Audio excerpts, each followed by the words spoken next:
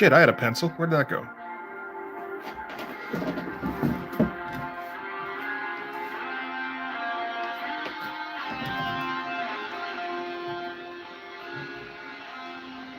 Real though, where'd that go? I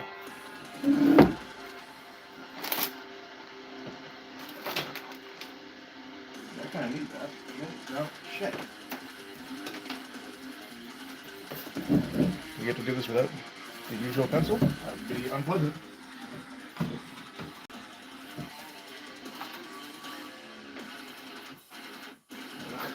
All right.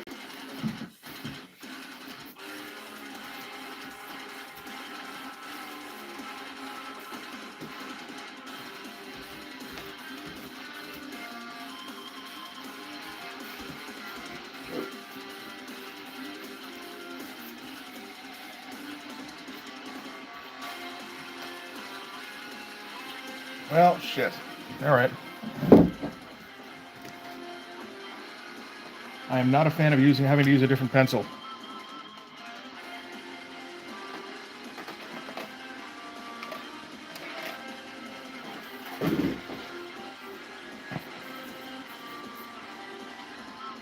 Hey, how's it going, buddy?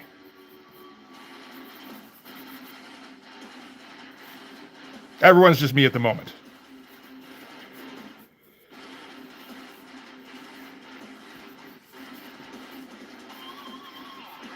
And I'm upset because I seem to have misplaced my pencil, like the one I like, which is, kind of make or break.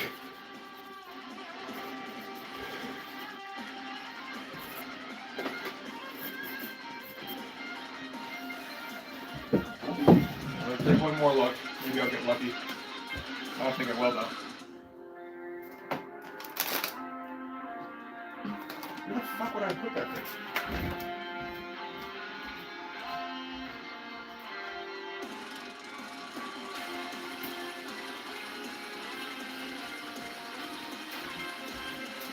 Shit's sick. And I know I used it because I always use it for like pointing at shit in my revisits.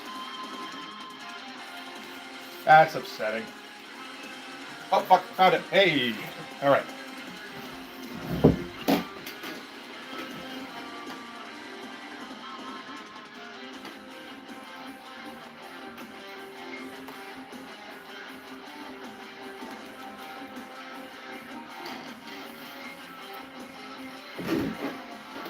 Oh, dude, I've been using the same pencil for like the last 2 years. Oh shit. Okay, forgot to mute myself there. My bad.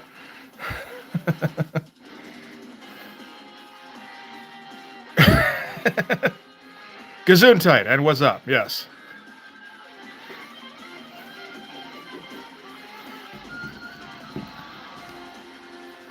Let's do the panel borders here. How's it going, buddy? Oh, I didn't know you were allowed to do that where you break it up like that.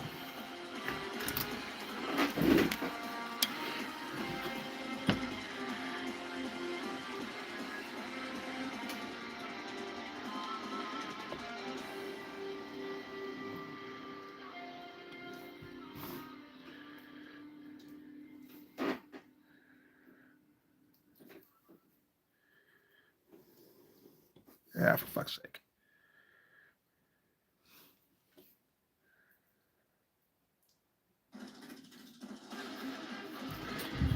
Yeah.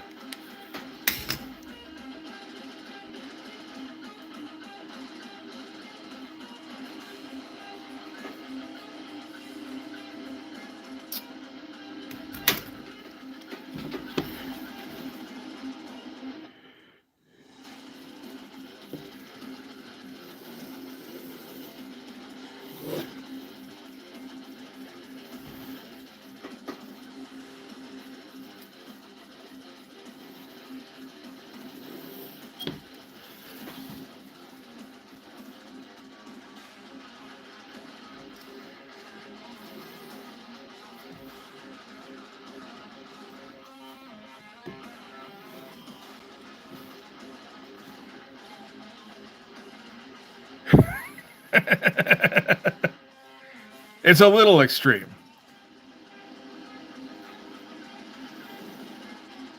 but hopefully also awesome and maximum.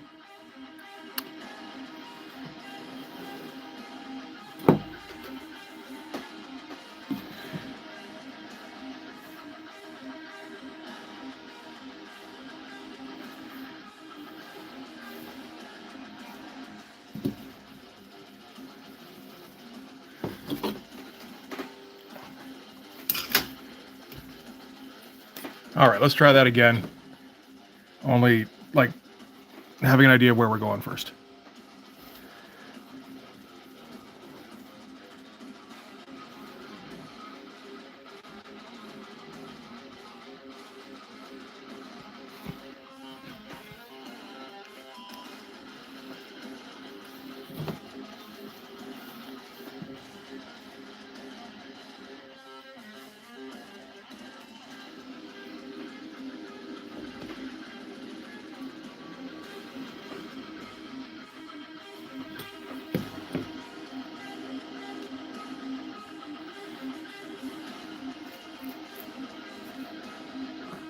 Ah, come on.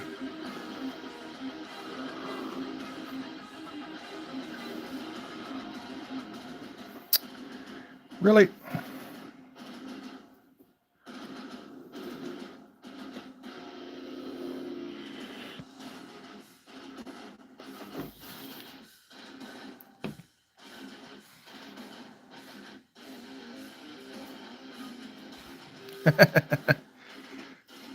No problem, man. Yeah, no, I was talking. Well, I lost my pencil earlier. The one I usually use for the sort of outlines, like, and it's a mechanical pencil. Yes, exactly. I do still like using that the the lead for more finished pencils if I can get it sharp enough, which is always a question.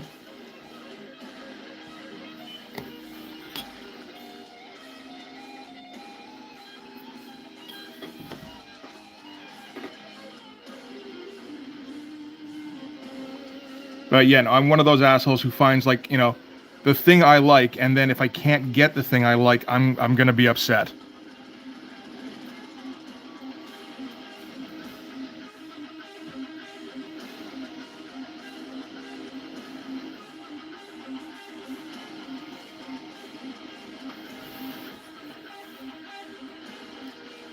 Hey Shiru, how's it going?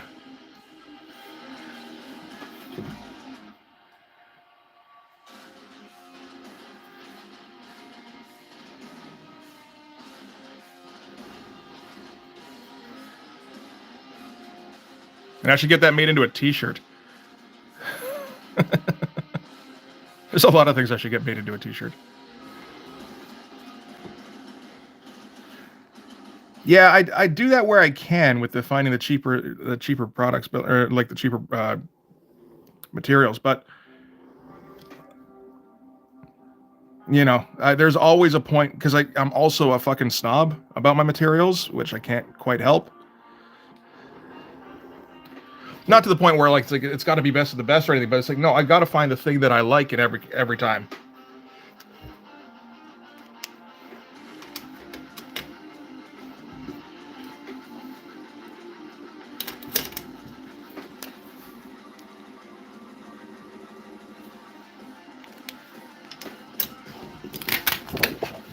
Okay, let's see here. Yeah.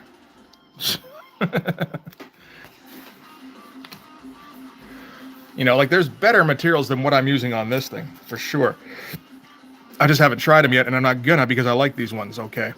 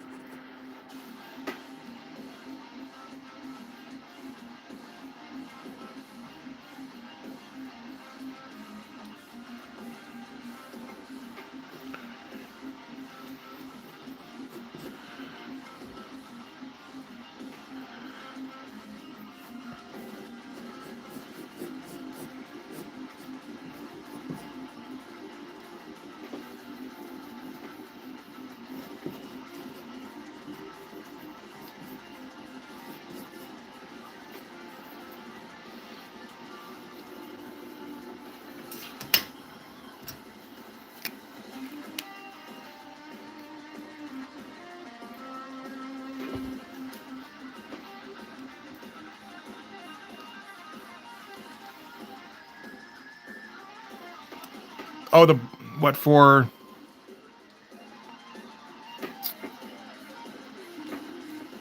Um, I think we talked about this, like blue lead in like a mechanical pencil. I don't. I think we did discuss it, and I forgot about it immediately afterwards because that's just what I do.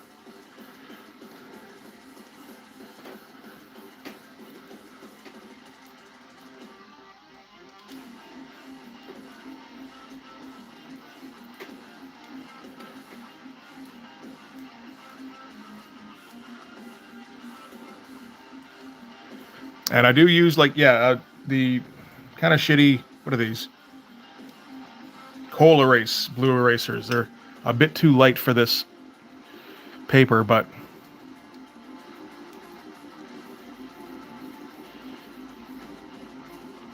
it's the kind of thing I don't think about until I have to use it. And it's like, ah, shit, I kind of wish I had something better. Oh well.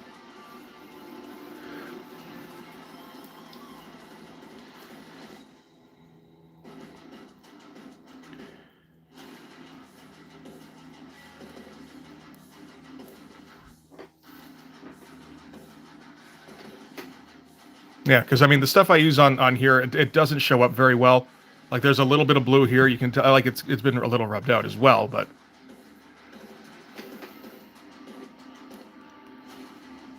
that's the thing. If I could see what I was doing with the blue, then I'd absolutely love to use it. But a lot of the time I can't.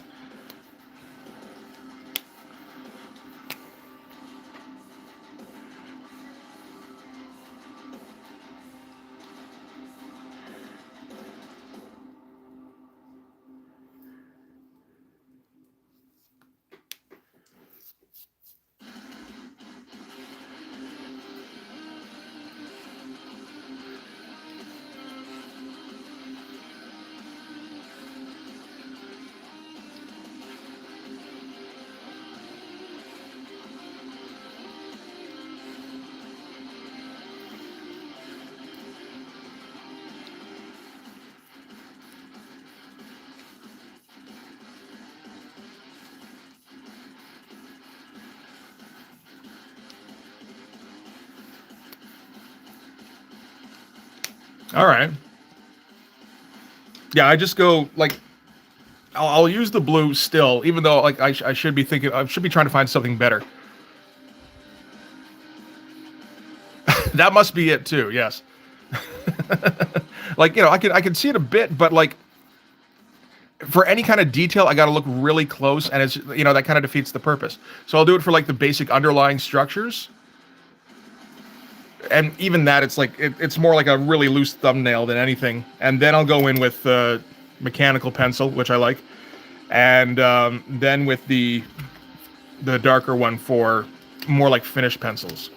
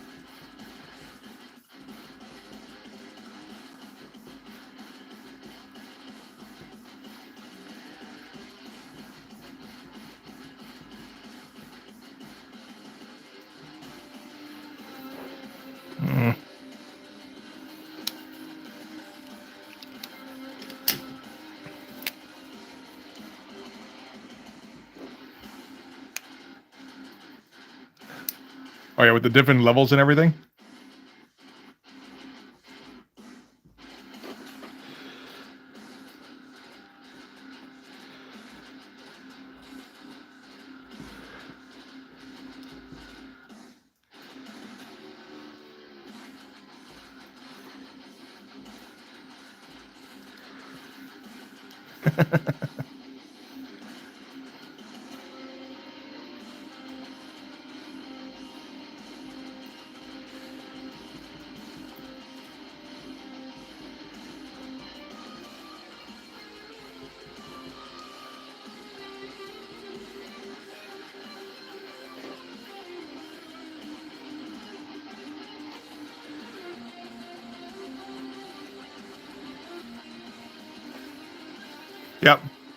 No, it's all explained now.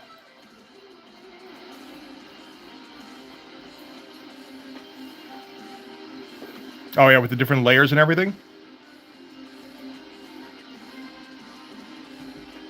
I mean, hey, if that's what works for you, then by all means, yeah.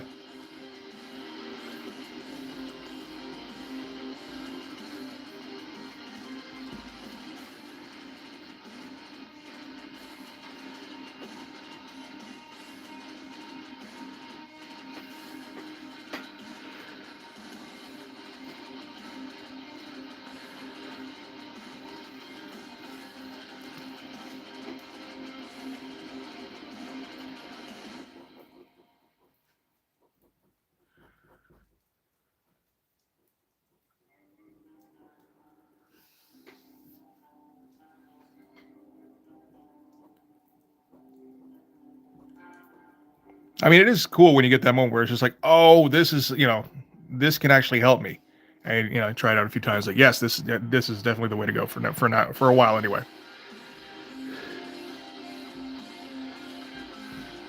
Pardon my stuttering.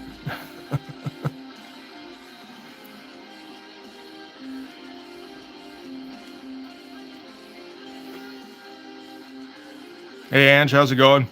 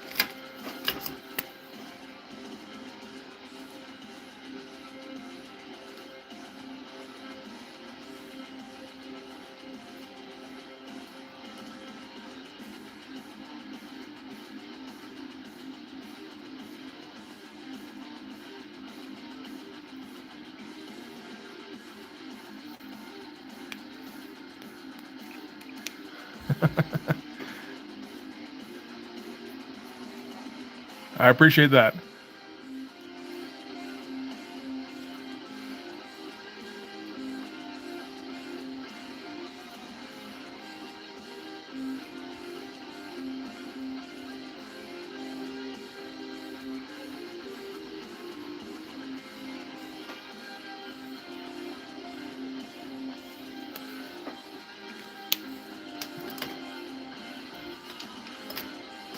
Let's see here.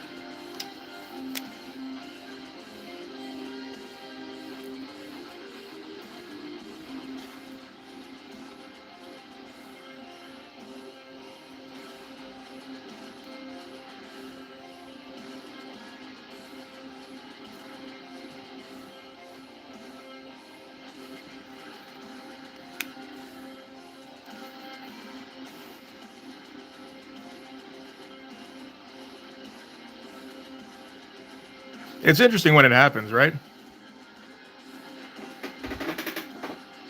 Oh, well, thanks, man. I appreciate that. I think I looked into it briefly. I don't even remember what they really do.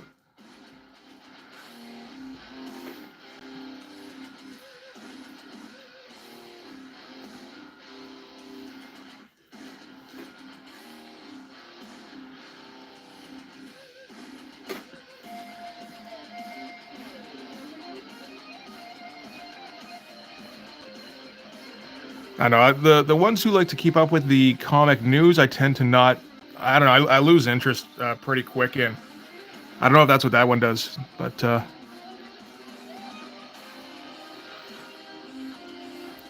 don't know. It's just like what comics are doing these days just doesn't interest me at all.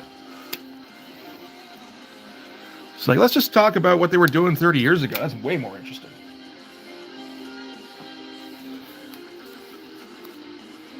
Oop.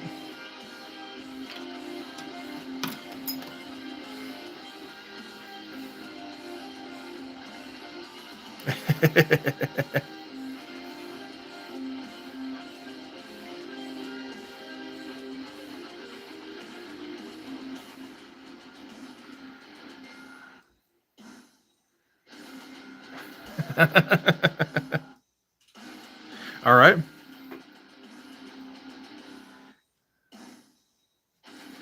See, that kind of thing, I mean, it can be fun, definitely, but you got to be good at it. And I'm sure they are, because like I said, I've heard of them, which, I mean, how many comic channels can you even say that about? A lot of people can't say that about mine.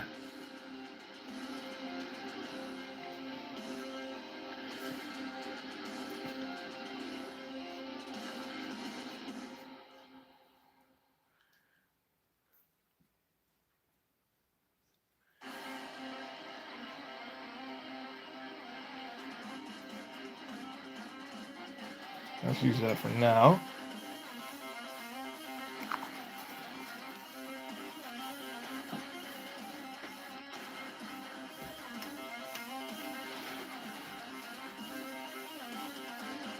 Again, though, I mean, like, yeah, I mean, I'm planning on doing some slightly more modern stuff at some point. Well, that's good. I will say the culture war stuff tends to leave me pretty cold. But I get that those guys got to, they got to make their money. See, I don't even know who that is or what that is. So it's not an insult to me yet.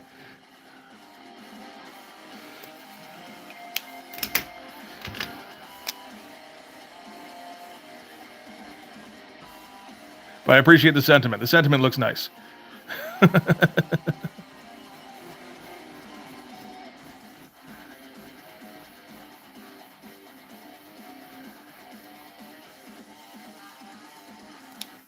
It is a cold culture, yes. As long as we're talking about like the fact that it's completely not talked about, just like hush hush. Those are some lopsided ears. You have to fix those ears. Okay.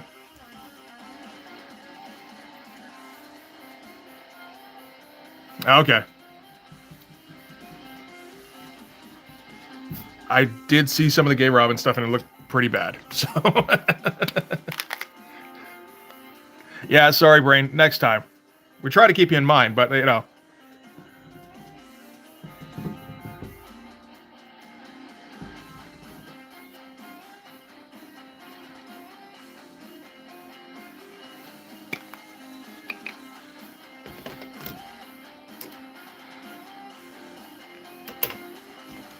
don't worry. Next time, like we'll save the next like 5 insults for you there, brain.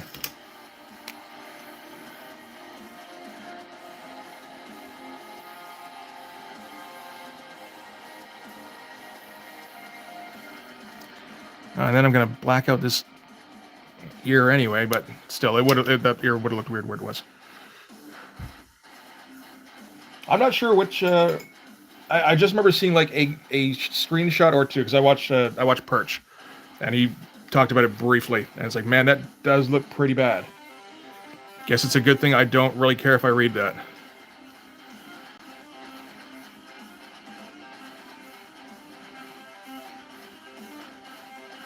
That was getting a little washed out.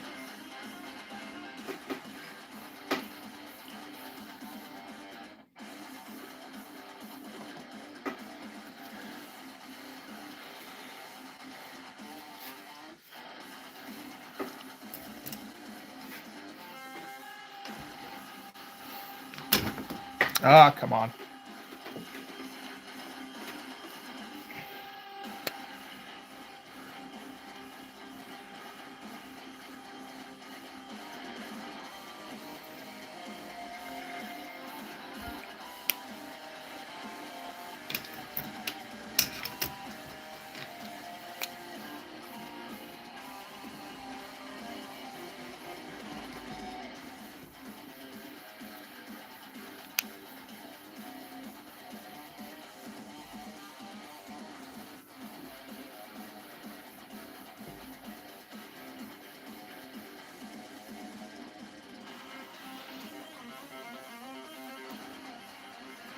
Okay, so I think I want to darken the legs up on this.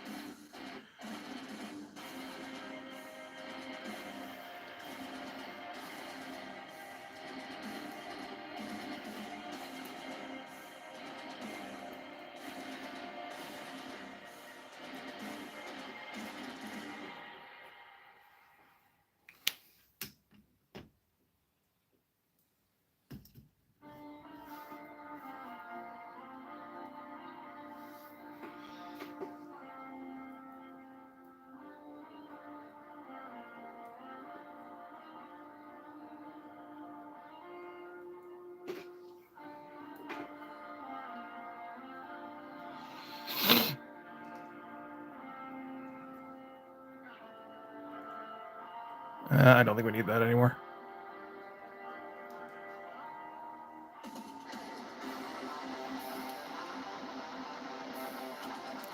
Yeah. I mean, that's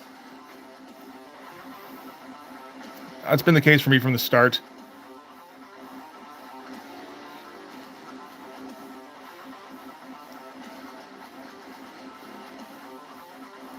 Where if they want to get involved in just like, I don't know, getting enraged about stuff that's not worth getting enraged about, it's like, okay, I can't share your point of view because I don't care that much.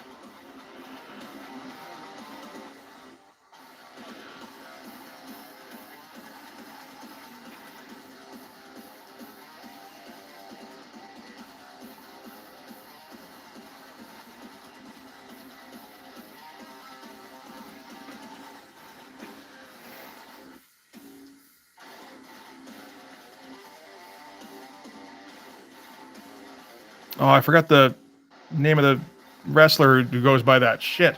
What's her fucking name? The Irish one. Oh, well.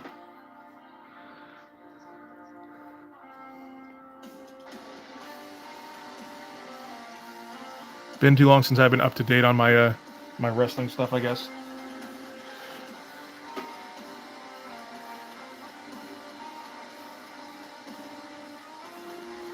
No, it's not Sheamus.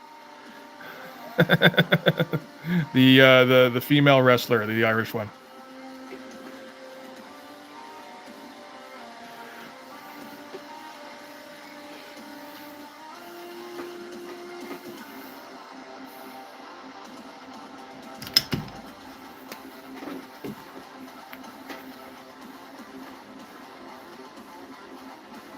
Sure, but we're trying to figure out who the man is. I mean, to beat the man, you got to know who the man is. That should be, I mean, at least part of the saying. The big boss man? That is a man.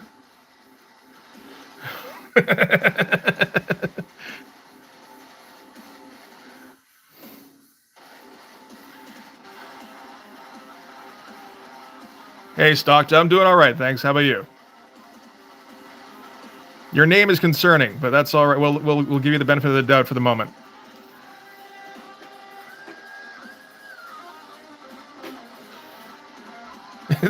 No, it's not China.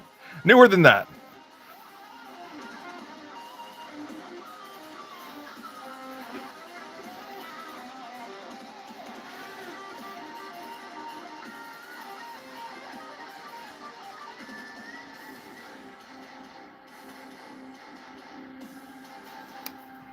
That must have been it. Hulk Hogan, yes. 7-time women's champion Hulk Hogan.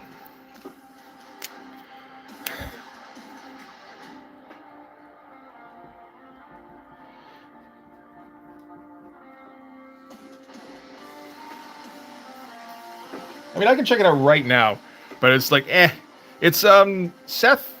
What's his name? Not Seth Rogen. Not Seth Jarvis. Oh, okay. Oh, thanks, man. I appreciate it.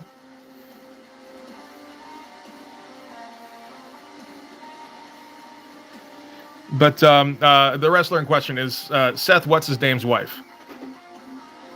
I knew that because that was one of those things where it's like, oh, I had a shot, but sure you did.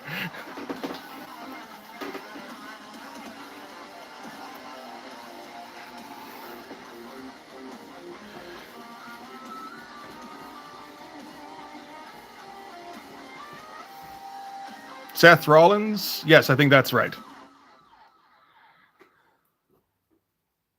Becky Lynch, that's it. Yes. Thank you. Is Gina Carano wrestling? I thought she was more of like a UFC kind of chick. I don't know what she did other than like the fucking Mando shit.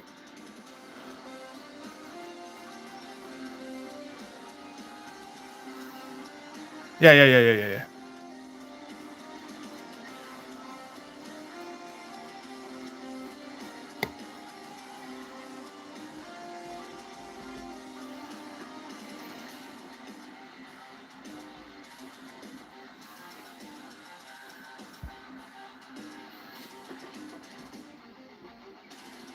Does she? Didn't she just? Okay, I don't know. I didn't bother really looking into what the fuck Gina Carano did. I thought she just kind of like advocated for Trump, which like I don't agree with, but like you can do that.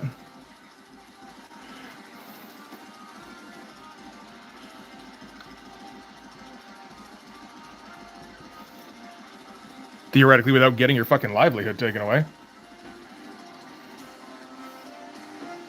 Yeah, these days Disney does kind of give itself a bad name.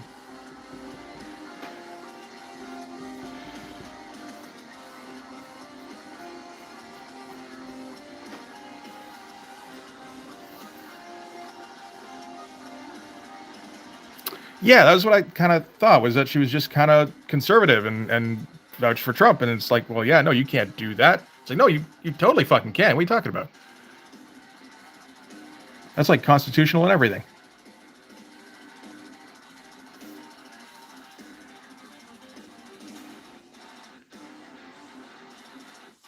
It was just the climate, though. Like, I feel like if she did that shit now, she probably could have got away with it. But you just couldn't back that guy when he was first running for election, which was what, like fucking 8 years ago, I guess. Jesus Christ.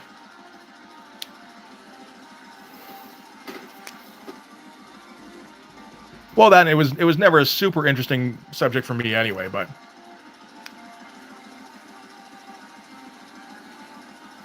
and yeah, I know I'm good without Agatha all along, or whatever the fuck it is.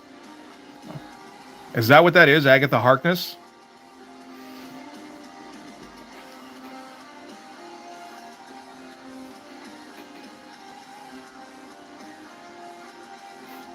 Disney has never approved of independent thought.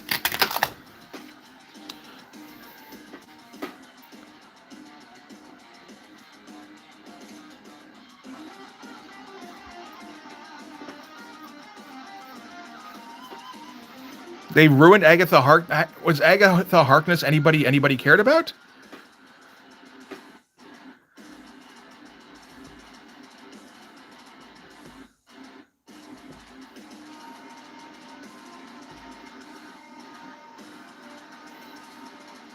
Sure.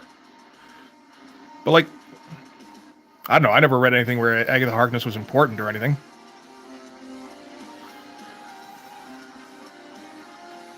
See, that doesn't sound like the most important character. Maybe it's just me.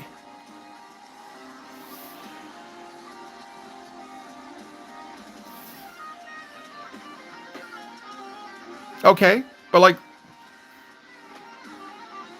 it just doesn't seem like something to be worth getting worked up about.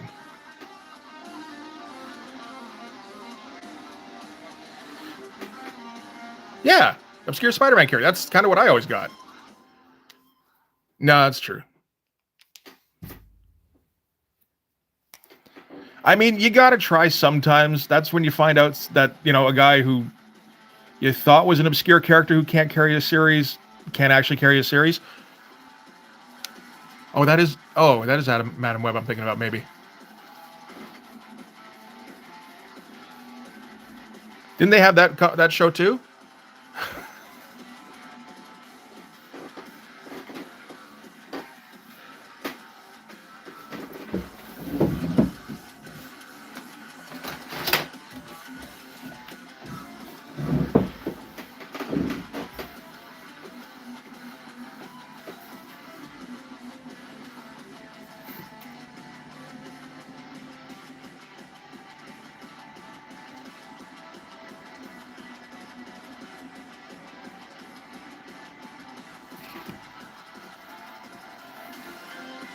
Right, okay.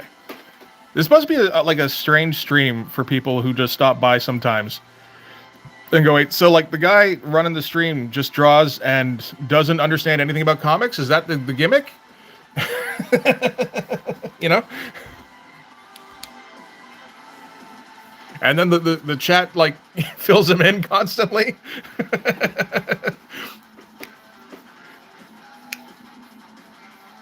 Yeah, fair enough. Hey, for sure, man. Do you want to correct a guy who draws a comic a lot? If so, I have the stream for you. Hey, Fridge, how's it going, buddy?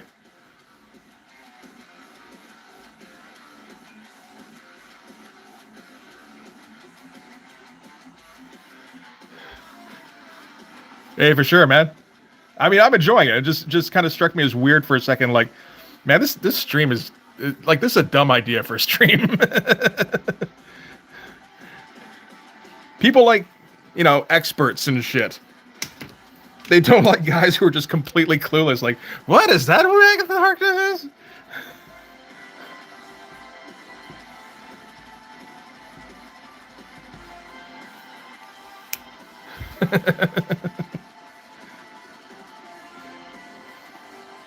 I guess there's the greats too. That is always a draw.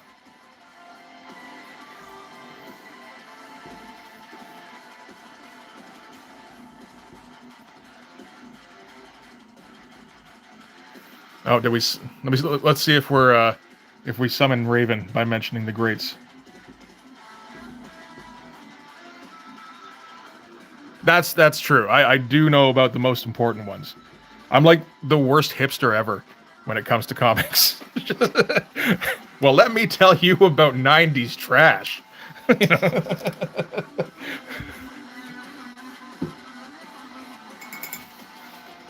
I'm like a guy who's just loves ska and wants to tell everybody about how great ska was.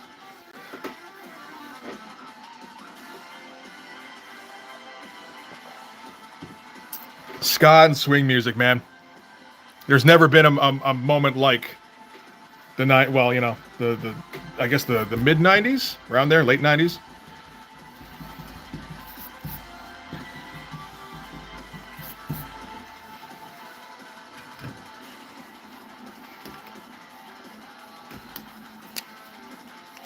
Oh, this is Nightstick.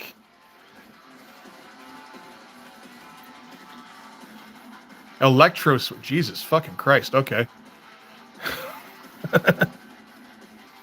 But Nightstick first appeared in the last issue of Blood Force. So now he's and there was a yeah. And there was a not quite a mistaken identity thing, more like mistaken motivations.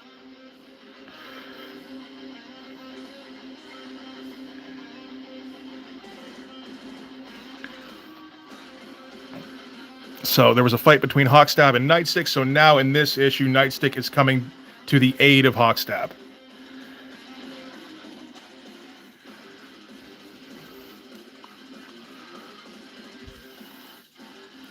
Hey, Axel, thanks, man.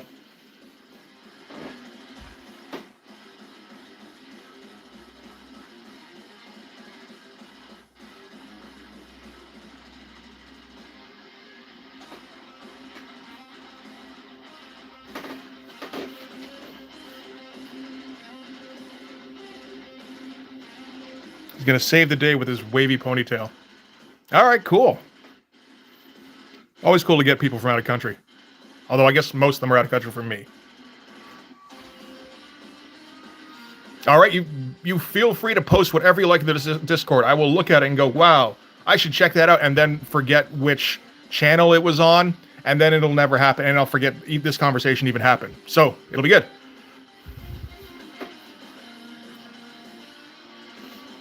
Yes, and we're gonna get like a verbal sparring match after this between Hawkstab and Nightstick, which which will confuse Fireburn and Shockblock, but you know, because they weren't there for the original conversation.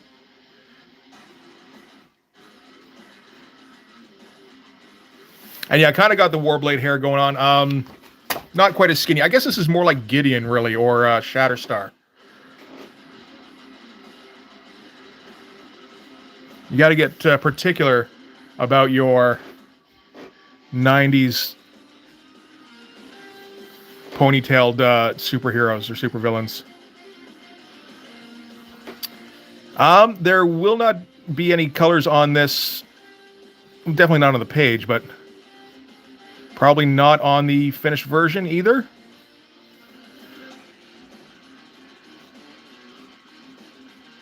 I'm just basically learning how to use colors at all.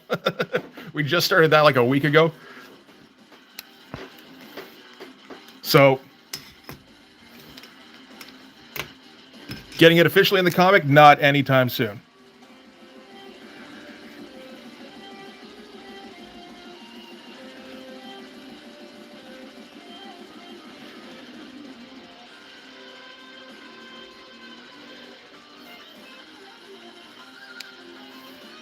Oh yeah, no, and not only that, the mullet ponytail, exactly.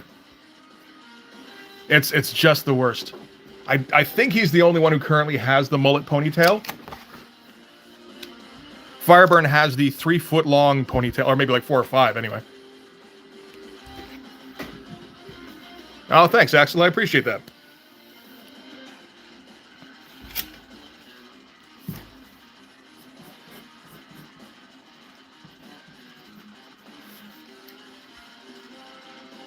Yep. It's a terrible look. It's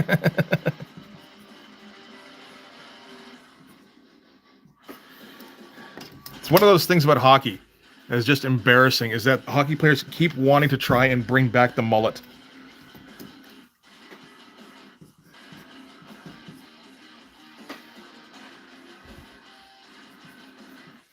All right, thanks, Brain. I'll be sure to maybe check that out.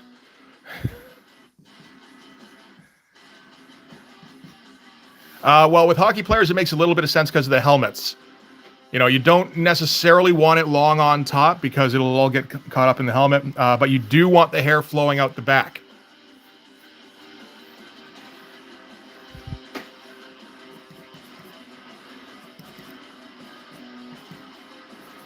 I believe that's the reasoning.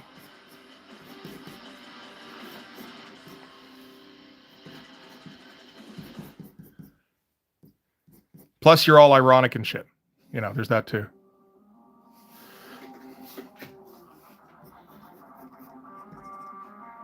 And I mean, you know, the ones who want to try and bring back the mullet are usually the kids. Like they're, you know, like 27 or under. Once they get like girlfriends and shit, they don't try that. Or like wives, rather. They don't do that shit anymore.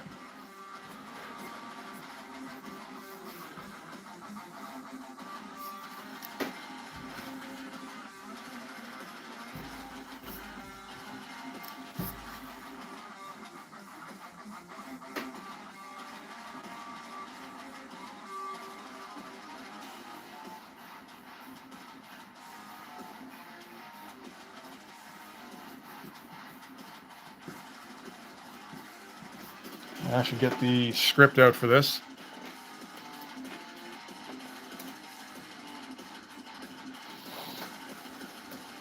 I don't think this pose is particularly good, but...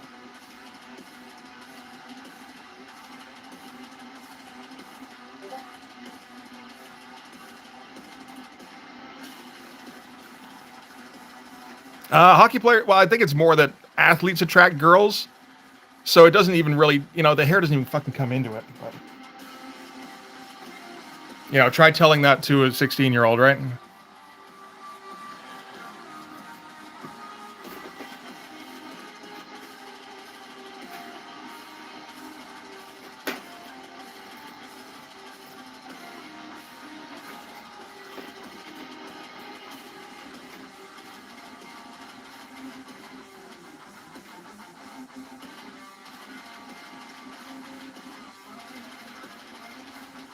Okay, where are we here?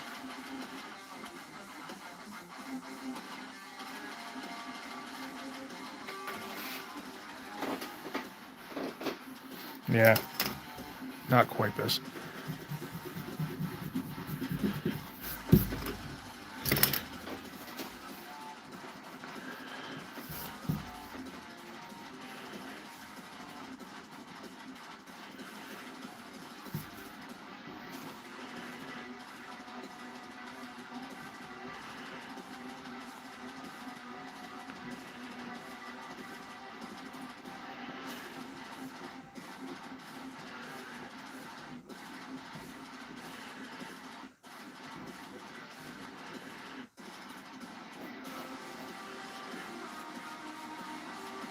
shit. Where did... Okay. Trying to figure out, where do the blades go under here?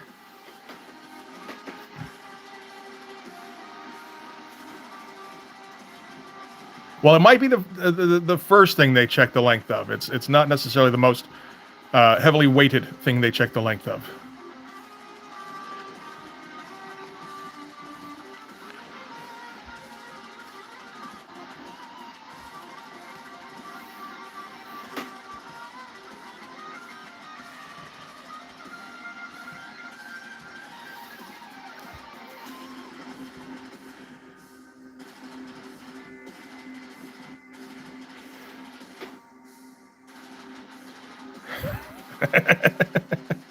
Yeah, but the south doesn't count, right? Again, I'm trying to see if I can summon Endraven here. Or Monty. I think he'd show up for that too.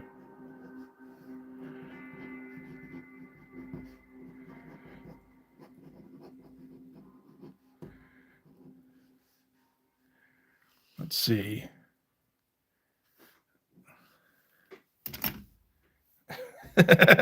No, that's not how that works. Maybe that's what they're hoping to convince them of? I'm not sure.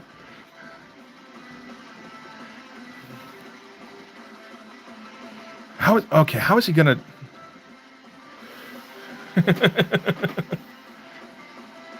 Now I'm trying to think, how is he gonna fold... I think you gotta do it more like a hip-hop kind of thing, where you're like, got your elbows pretty much pointing out straight in front of you in order to do the crossed arms. I think I've done the crossed arms before and it looked okay, but...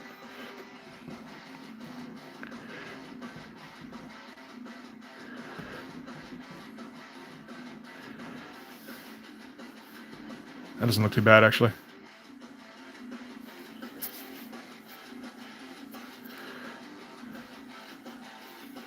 Am I doing it over? I guess I am.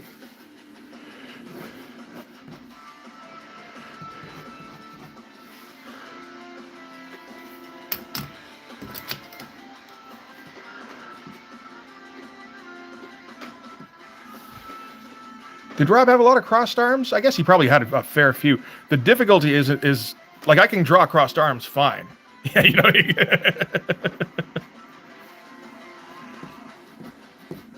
The problem is trying to get because this is Hawkstab here. I'm trying to get the blades worked into the crossed arms, and like, man, that shit is difficult.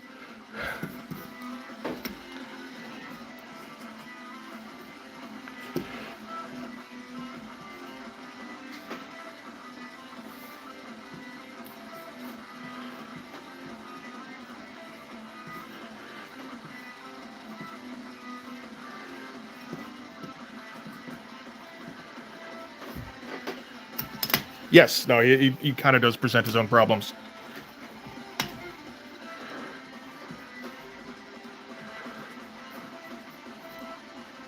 I think that's about right. You know, like... This is my problem, is that I come up with jokes that I really like the idea of, and then I gotta stick with them. Like, this is issue 4, and we're still sticking with the guy who can't retract his arm blades joke. And it's like, man, I'm not over it yet. It is actually still funny to me, but it is continuing to be a giant pain in the ass to draw.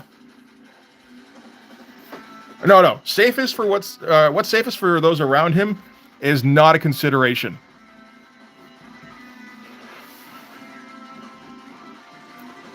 One of the funniest things about Hawkstab having the blades he can't withdraw is that he doesn't realize they're a threat to people, you know, like when he's not punching.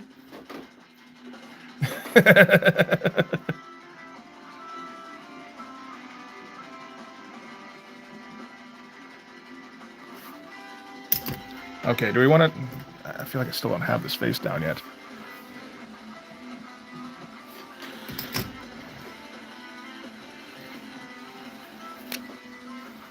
Ugh, having to like peek around my phone because it's right up in my fucking face.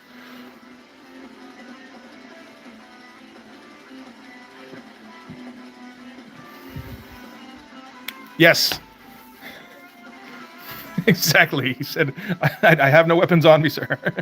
It's like, you have swords on your arms.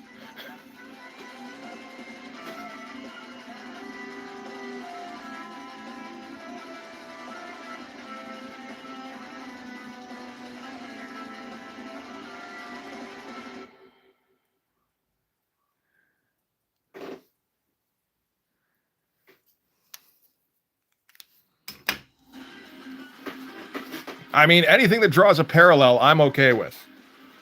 Just gets me closer to the Image paycheck. One day, right? One day.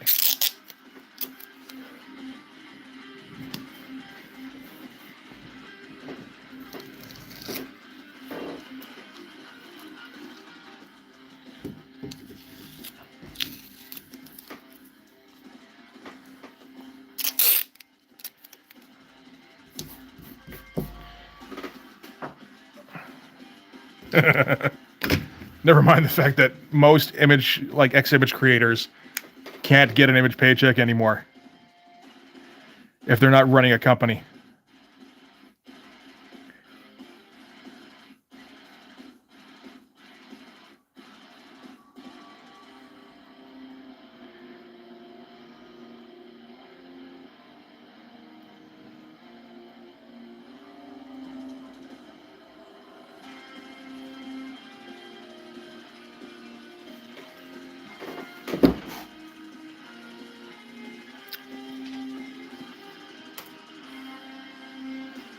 So what's the line Nightstick has here? Well, I mean, you know, in terms of cash, probably, because it's a whole fucking industry that he's got.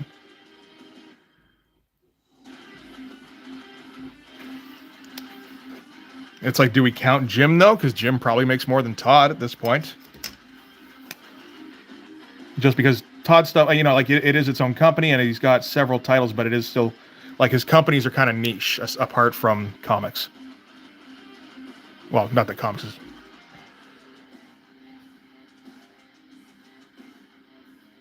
Extreme. I'm not familiar with that one, I don't think.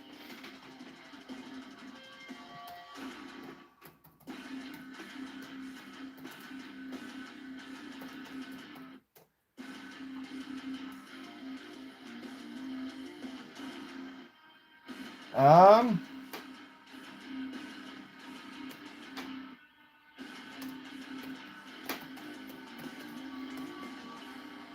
Oh. That guy does look vaguely familiar. And yeah, awful design. That's like the worst design ever.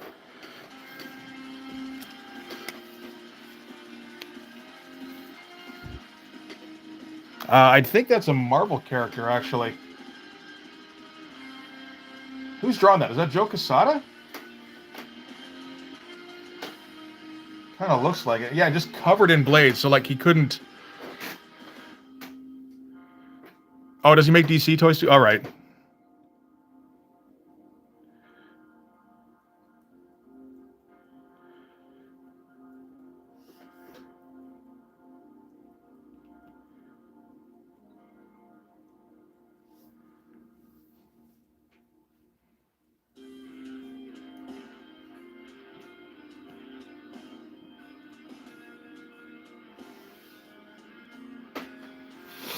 But like, you know, you look. I'm Silvestri, as far as I can tell. Like he's the CEO of Image, so that probably makes him a fair bit of money.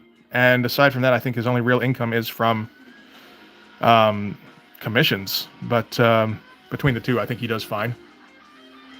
That's kind of funny, ditching Hasbro for McFarlane toys.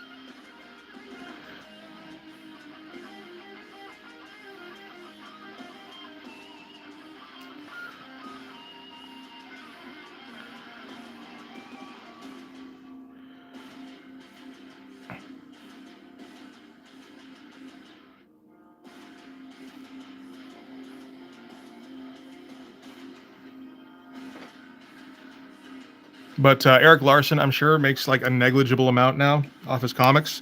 Yeah, I think he's probably banked enough that it doesn't matter, at least.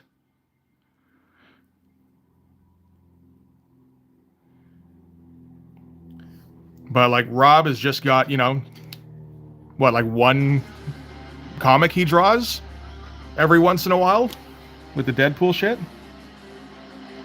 Again, I don't think he's hurting for money. I think he's banked enough, but and he can always do commissions for like 25 grand each.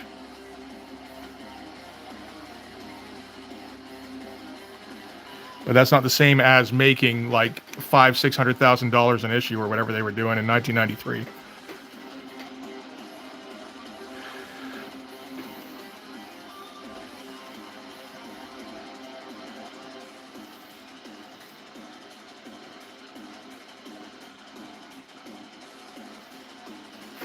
That is the beefy arm there.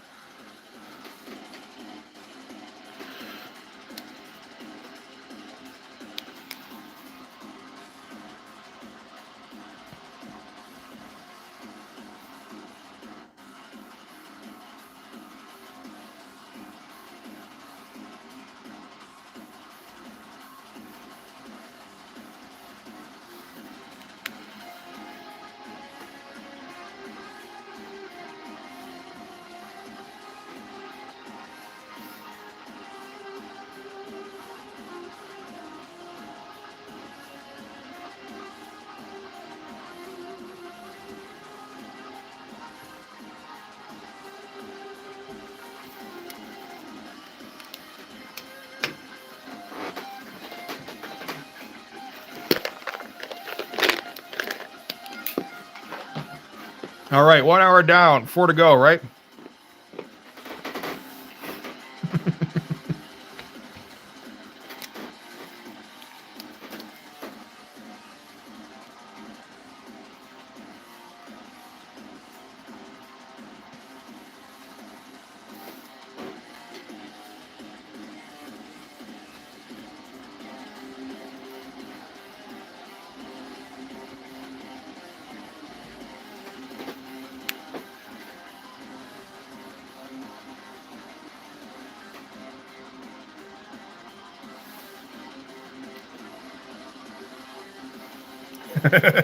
I can, like, physically, technically.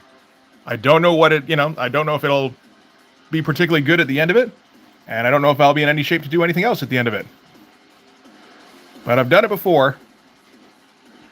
It's mostly the wearing the glasses for 5 hours that does it. Like, I am just a bleary mess for hours afterwards if I go for more than like 3 and a half. Maybe like 4 should be fine, I guess, but.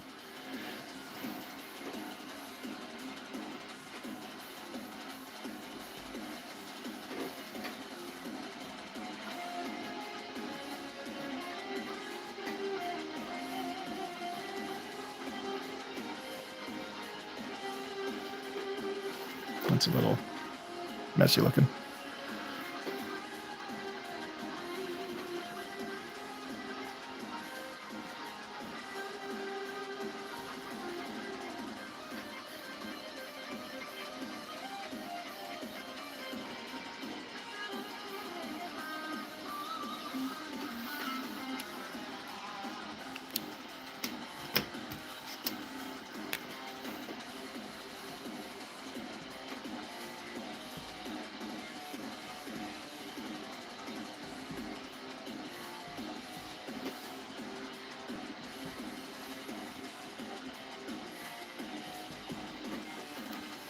It's still not something I'm happy about.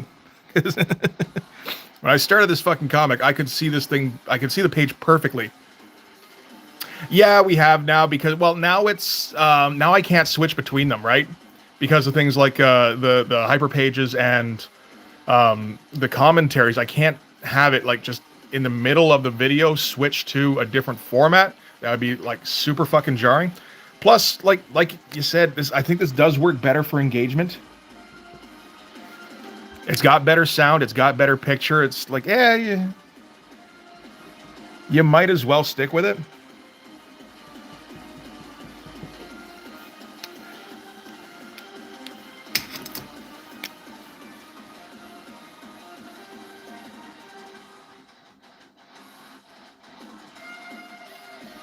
I don't like the format as much, but I think I might be one of the minority.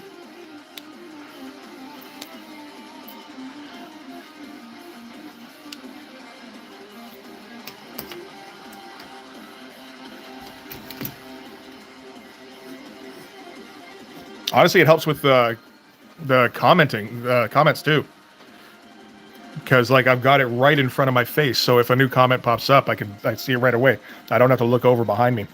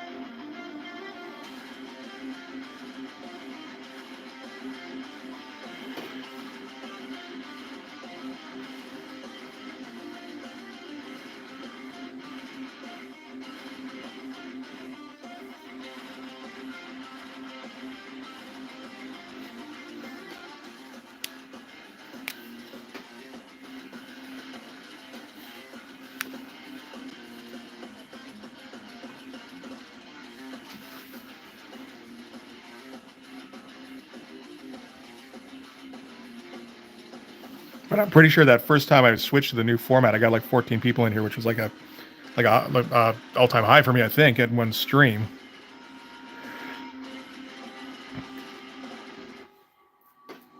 So it's like that kind of proves it right off the bat.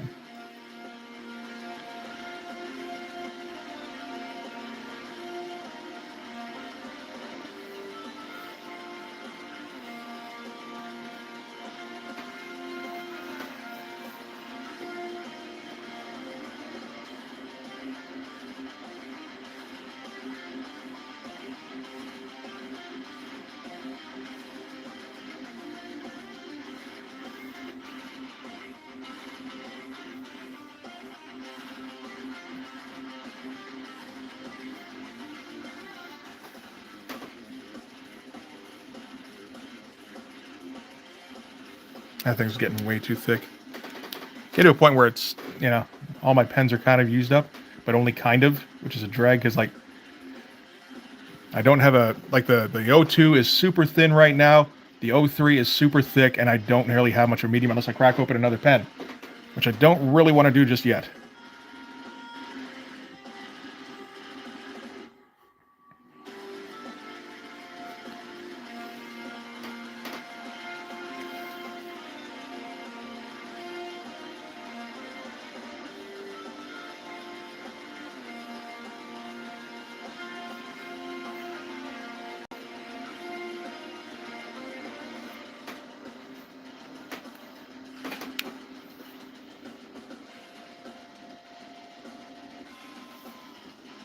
Sure.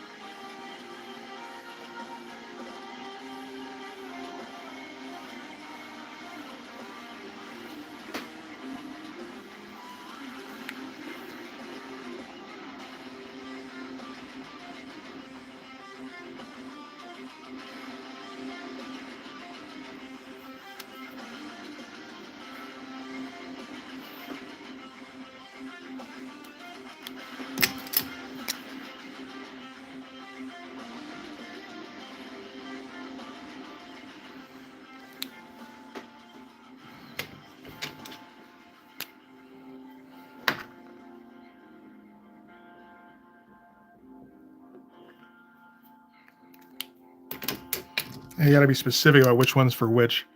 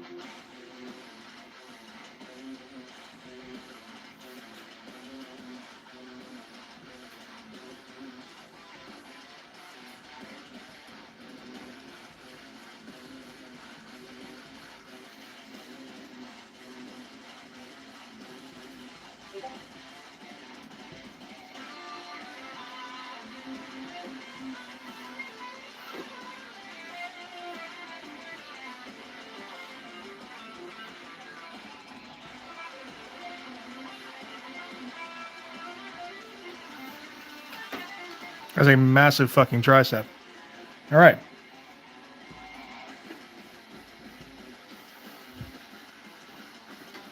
Hey, I mean, as long as you guys dig it, I'll stick with it. Or even if, as long as you guys are okay with it. Minor complaints, that's okay.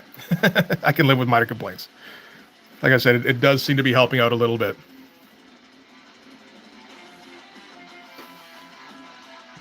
No problem, man.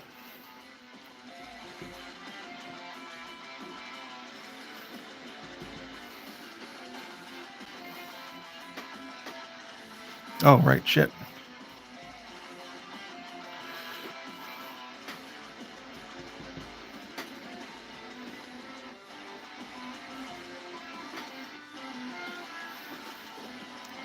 Forgot about the strap coming down. I think that's probably okay.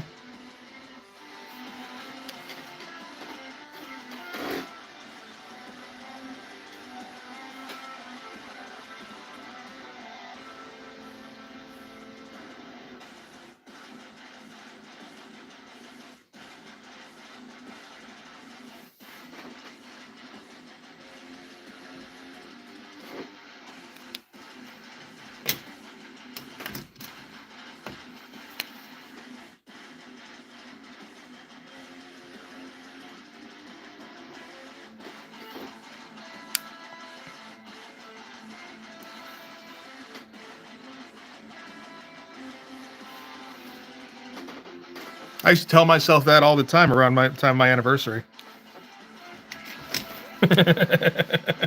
And now I'm divorced.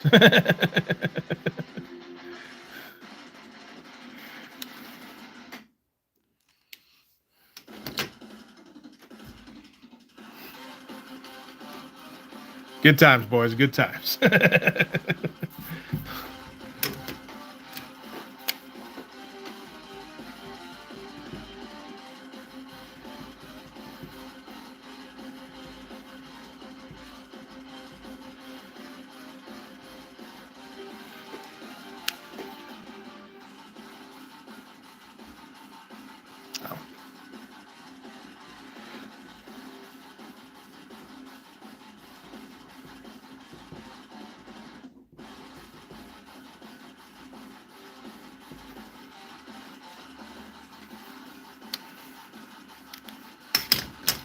Did I do this in...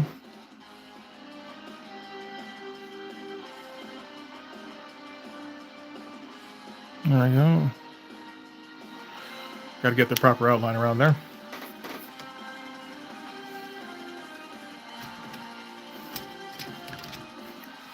So...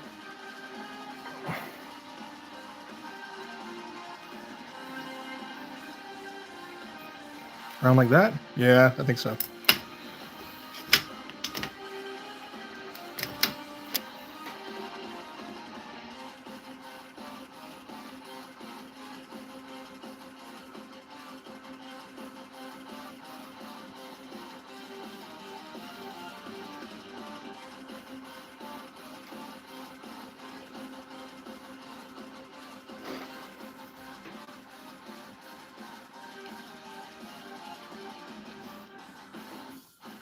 It's a bit long. Come on. I have to do a little bit more finessing here.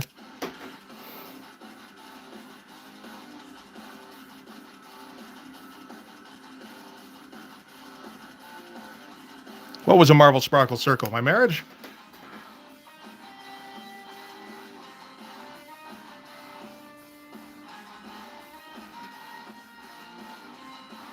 Look, I've lost track of the conversation a little bit.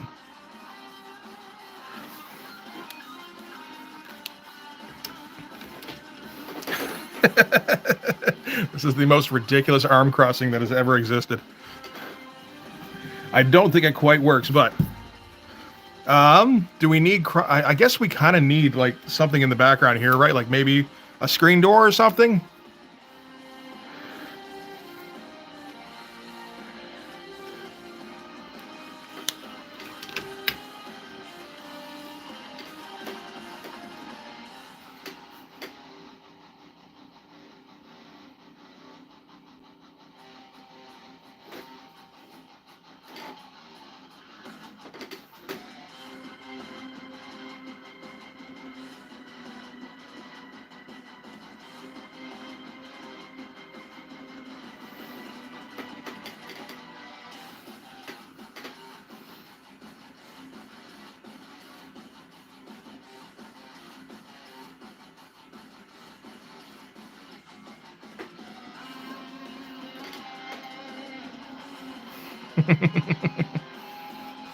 I mean, screen doors are their own kind of greats, right?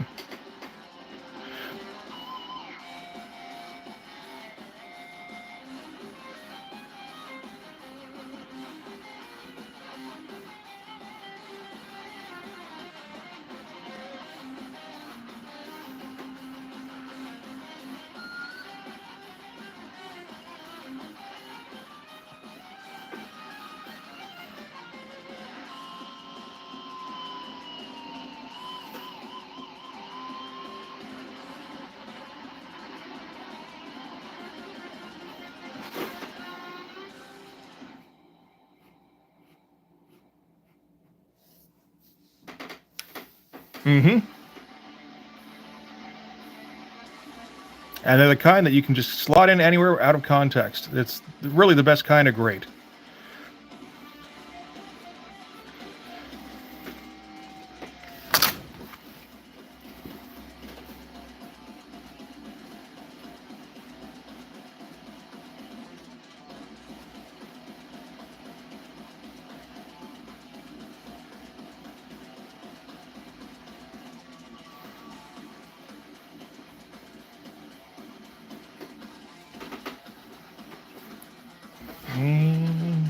There we go.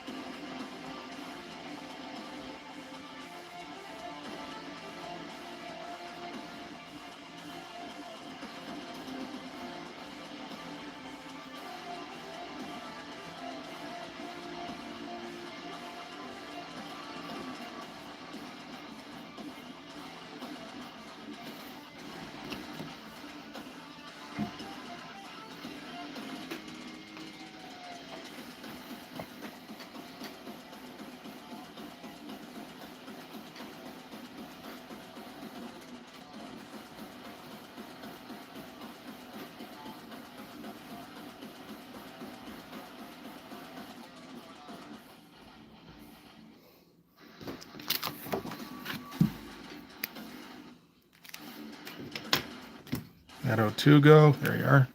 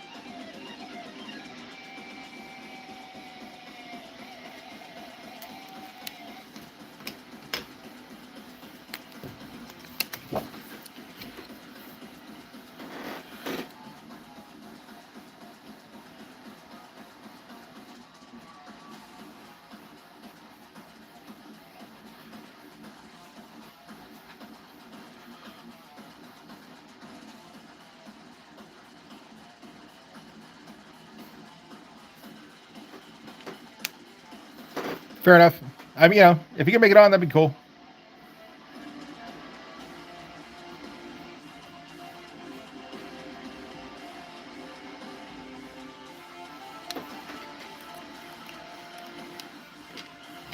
All right. Yeah, that is a gigantic slab of beef, just like upper arm there.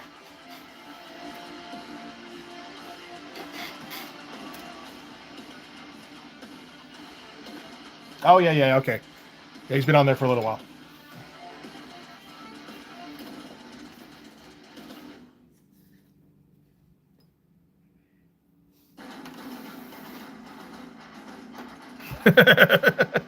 I do not want to hear about the Blood Force Rule 34 shit. You guys keep that to yourself.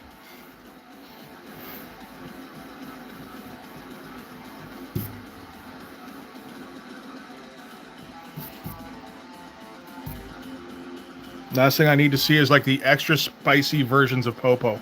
Or hard.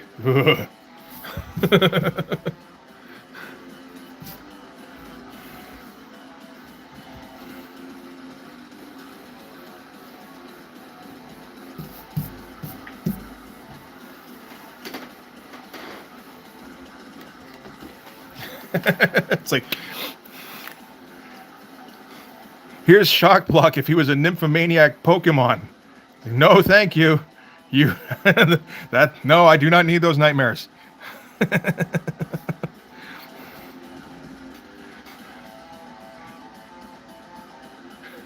Hey Chuck, how's it going?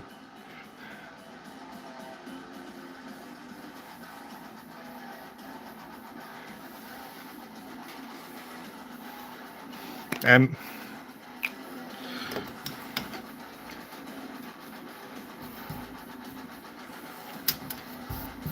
I got to get hard in like to every doing something at every issue at least, so he can get a couple of like dick puns in, just to make people uncomfortable and then leave. I feel like that's Hard's purpose.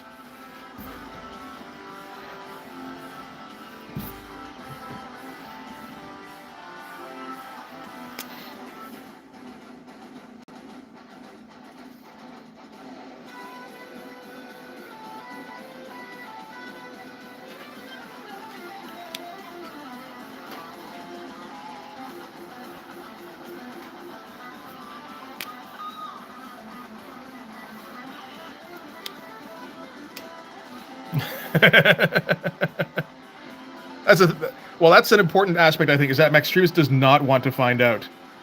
She does not think of these things as like sexual beings at all, or like that, or that she's being overtly sexual with the way she dresses. She's an alien. She doesn't get it. This is their custom. Although I did have the idea of like eventually meeting other Max Tretians, and then we find out that they wear like burqas. And it was actually just her dressing up like that all the time, claiming that was the custom of her people.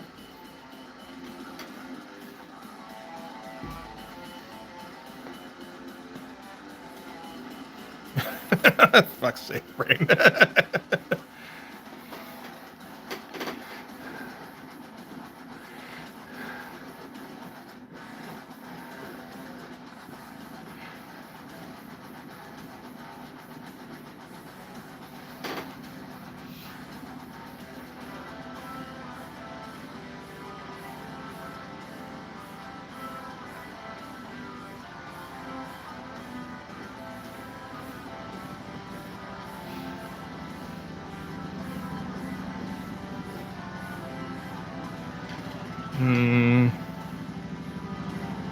Why does he all of a sudden look younger? What did I do?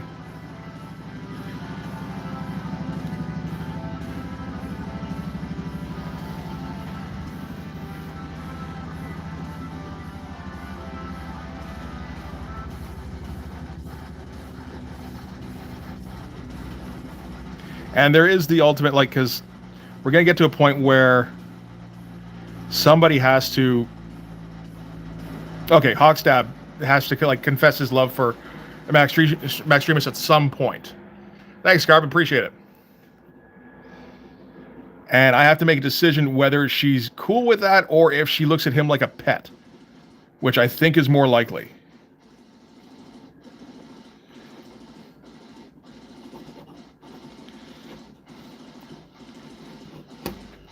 Now, is he, Does she see them as the kind of pet that you would maybe take to bed? Perhaps.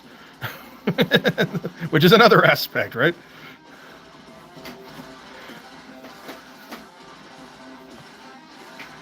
But, you know, there's part of me that finds it extremely funny to make this over-sexualized character and then make her completely not sexual. Like, in terms of her mentality.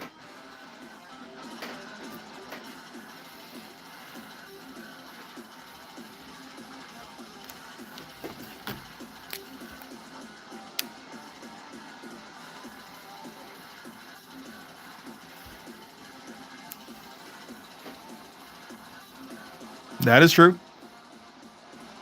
And I don't think that Velma is without her porn presence online. Yeah, we're going with the new format with the vertical thing.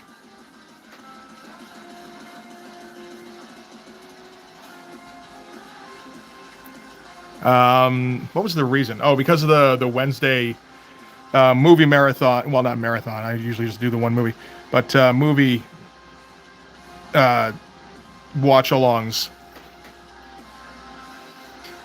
You have much better sound through the phone, like leaps and bounds. So tried it out for that, and I think I got a bunch of extra people sitting in on that one too. So it's like, okay, we're gonna keep that going forward, I guess, for at least for a while.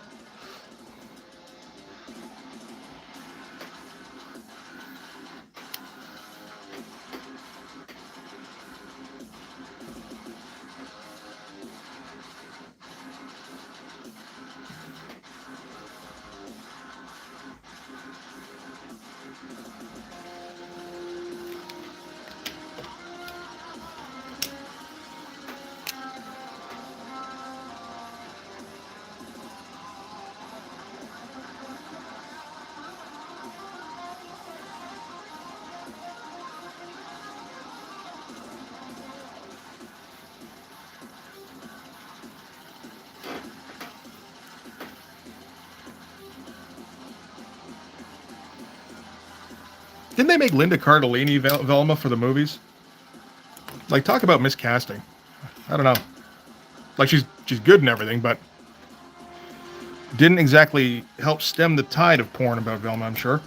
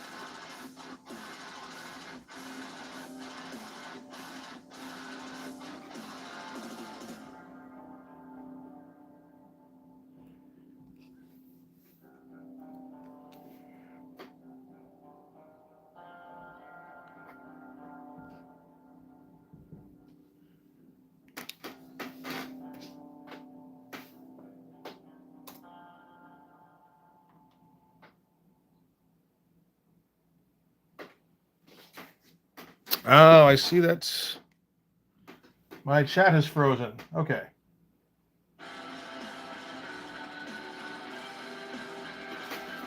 Yes, far less problems in the way of autofocus, so I will have to look back at the chat every once in a while. That's a drag.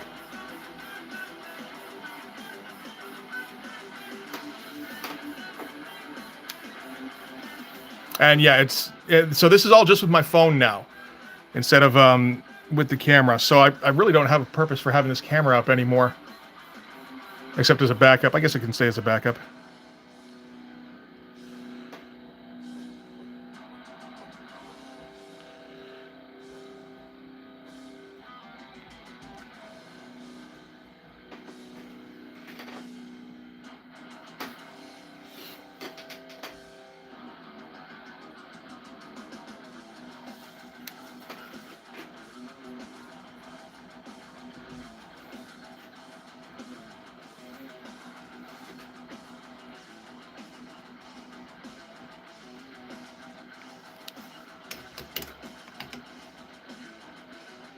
Yes, I do the commentary on the comics with the phone. When I can, anyway. The team up commentaries I do have to do with that camera. Well, I mean, it has to be 720p regardless, because that's the best you can do for free with Stream Tracks, whatever it's called.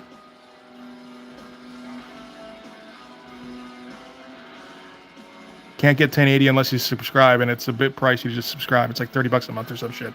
It's like that's a bit more than I'd like. You know, you make it like 8. I can do 8. That's no problem.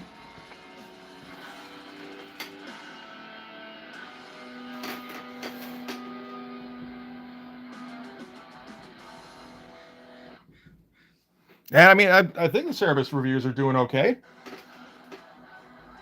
The last one actually got a few people watching, like like still like less than 200, but like I've had ones before where it tops out at like 50, and it's like, yeah, no, people don't like that, but that's too bad, because that's one of the few comics that I like talking about quite a bit.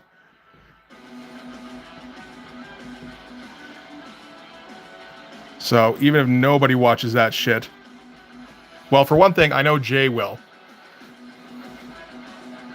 And it kind of keeps me interested in, doing more revisits at least.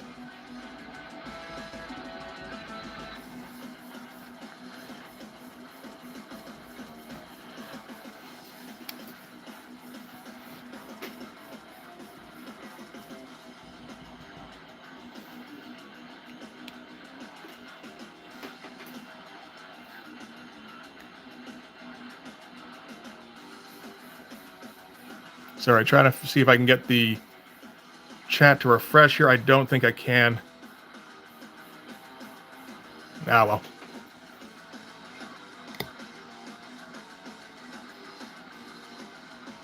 No. Shame.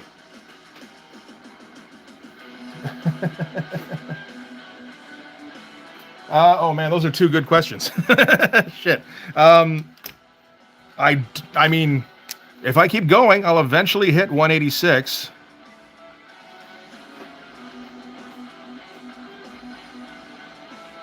But I mean, that's like a couple of years down the line, right? Particularly going at a pace of like an issue or 2 per video. So it's not something I'm worried about too much right now. And in the meantime, it's fun to talk about. Like, I'm looking forward to talking about high society and church and state. And if I run out of, if I gotta go, okay, so this is basically where we have to stop. I mean, you don't have to stop at 186, because in fact that's the one you have to talk about. It's just then you finish Mothers and Daughters, and then you go, okay, so yeah, I mean, we're good. I now have, I don't know, at that point, what do I have? Like 100 Cerebus videos? That's probably enough.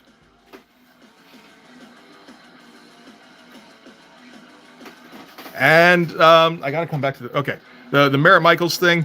I'm running out of Merritt Michaels material to review. I hit every issue of Brigade he ever drew.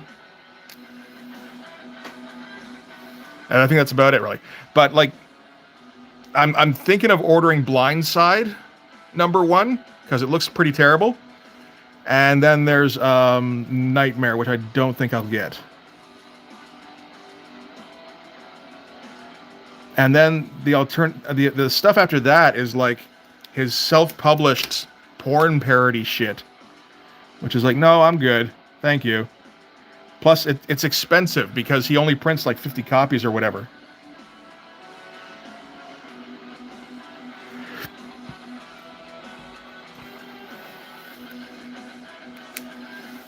So I take my opportunities to look at Merritt Michael stuff when I can. I'd also like, I feel like I've hit the most fun Merritt Michael stuff, which is the Brigade stuff. But the deal with Cerebus 186 is that all of the Reed storyline, which was 12 issues, included text pieces, ostensibly as like a bit of an experiment, like what can I get away with, and still, like, if I have a page of text and then a page with just like a single drawing that's unconnected on the other side, is that still technically comics? Because I think I said in the last one where he was doing the big collage piece at the end of that, Davison really liked to push the envelope about what he could do in a comic book. And, like, just defining the definition of a comic seemed interesting to him. So he did that, and then the text got all anti-feminist and shit, which wasn't a big surprise, really, but then he kind of laid down a kind of a treatise about anti-feminism. And that kind of drove away everybody. Hey, Rumiko, thank you very much. I'm buying terrible stuff as long as I can talk about it.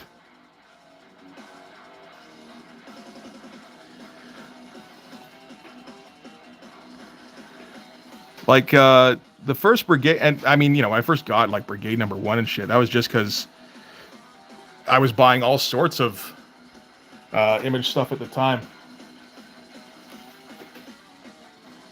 I saw Brigade #1 as being on a par with Youngblood #1, pretty much, in terms of nostalgic value and, well, in terms of, like, reading value.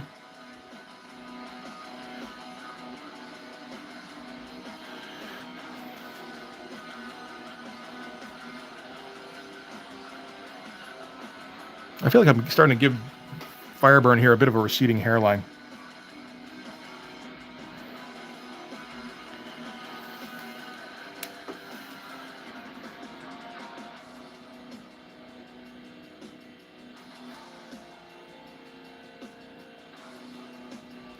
But I mean, I don't purposely buy a lot of crap, except that I feel like I need to cover it. It's like, people want to hear about it. Like, how was that one? Oh, it's pretty bad? Cool. Let's see how bad it was. I want to hear it, like, I want to find out how bad it is a lot of the time.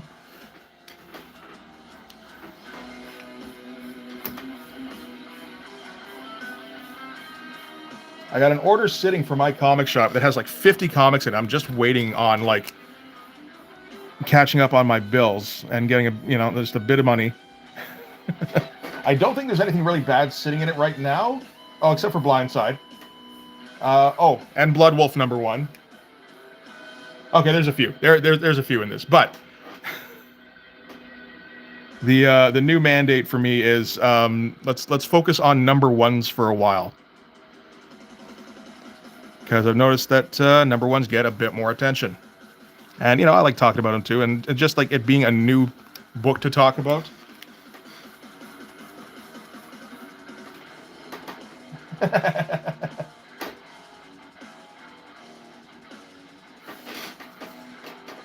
Oh, thanks, John. I mean, that's the whole deal. Is just like, it bugs it. That was part of the reason I started this thing. Was I was looking for. I was in a vindictive mood about Liefeld, and I'm like, okay, let's find some videos that talk some shit about Liefeld. And I like had difficulty finding them. Remember, this is before I started my channel. Rob hadn't started his channel either.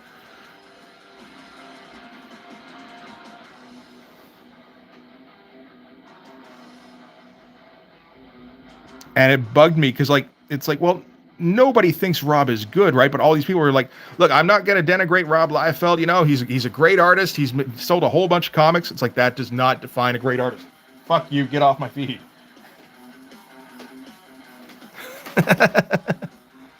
I was not aware of that about 186. That is kind of funny. I think actually Dave Sim would find that funny these days too.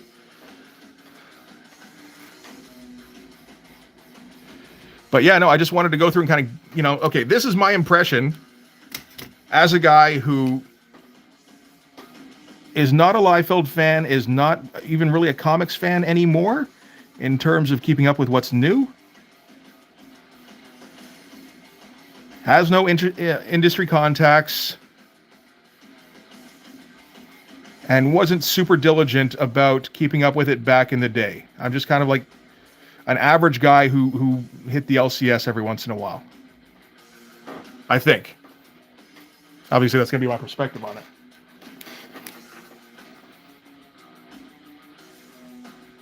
And as an average, just an average guy who doesn't have any contacts, I can kind of, at least at the time, I could say what I wanted. I think I could still say what I want. I'm still fairly unknown.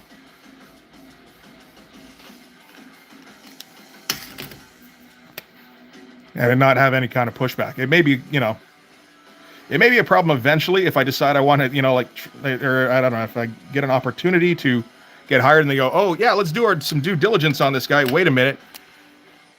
Like Eric Stevenson, who is the editor-in-chief currently at Image, decides like, yeah, we should take a closer look at this guy. Wait a minute, he's been talking shit about me for years.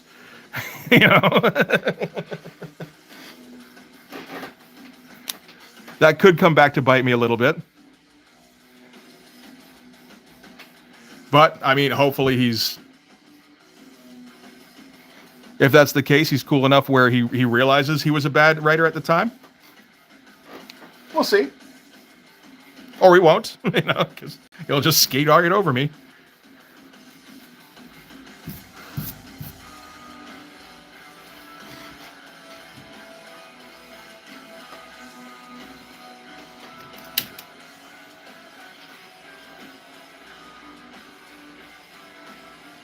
Okay, so he can't do hands on the hips at all. I'm talking about Hawkstab here.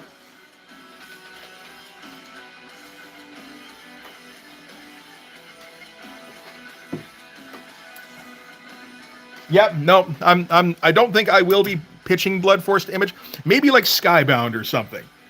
They're still technically Image, right?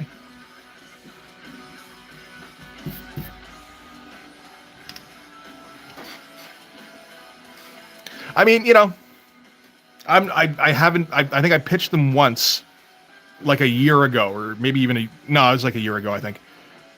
And I got no response. I'm like, okay, well, that's that then. And I haven't really looked at it again since.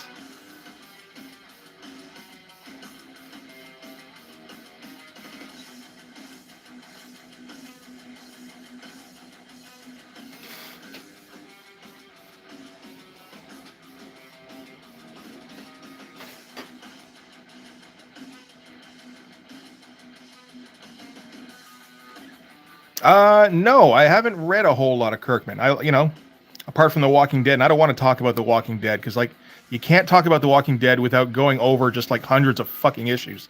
I'm good.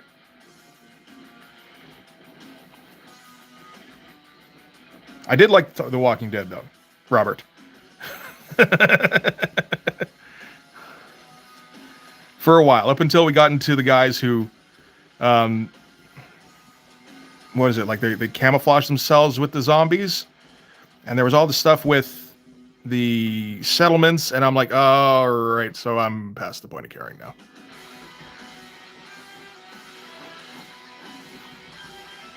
But that was around issue 120 or something, I think. So I mean, I made it a good ways in.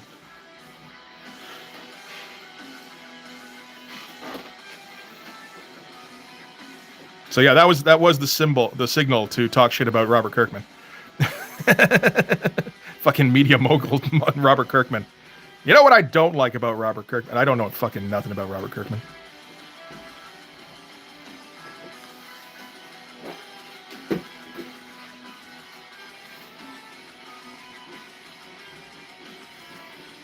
I do like the fact that he sold his zombie story as having something to do with aliens to Val.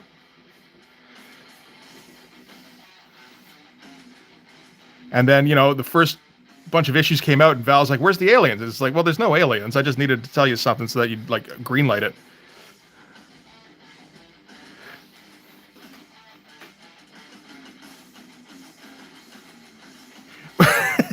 Well, that's the thing, all right? I can only do one thing that I'm doing hundreds of issues on. It's been bad enough doing Uncanny X-Men, for Christ's sake.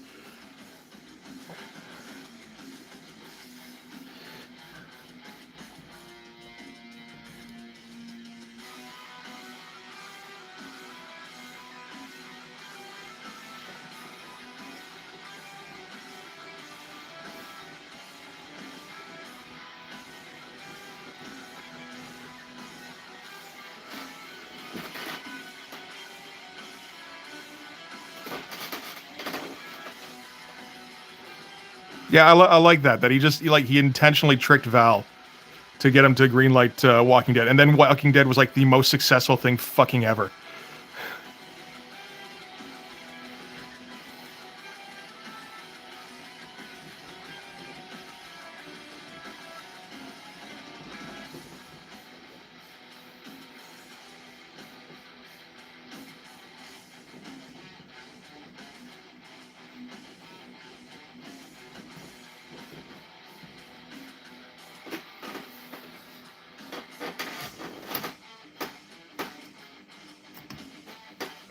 Yeah, that was a bit of a low moment for me. I think that was a bit of a low moment for a lot of people, actually. But I mean, it sure didn't kill the series anyway. Well, not the comic series, at least. The TV series, yeah, maybe.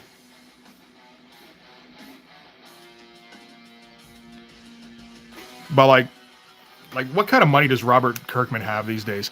If you when you sell both Walking Dead and Invincible for like groundbreaking TV,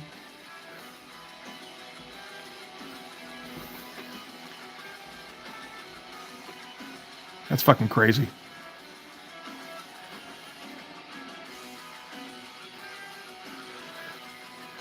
What did it for me with the Walking Dead show was when it was like a side story with the sister, where she was in this hospital with a bunch of paranoid normies.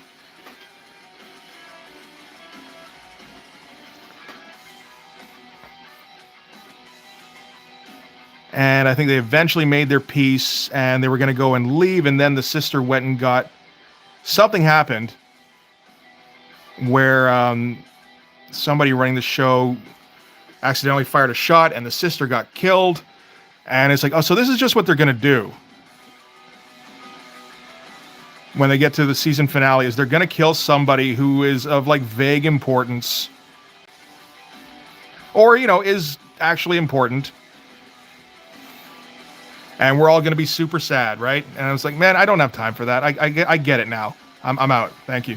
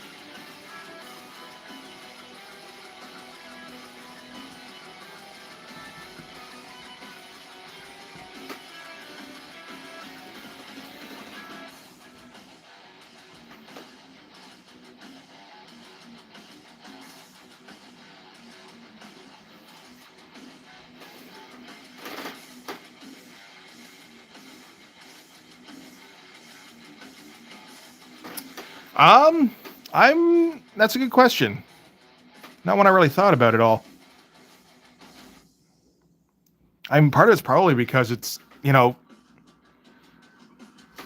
black and white comics, like direct comic sales are dried up. You don't have that steady influx of people finding comic stores anymore.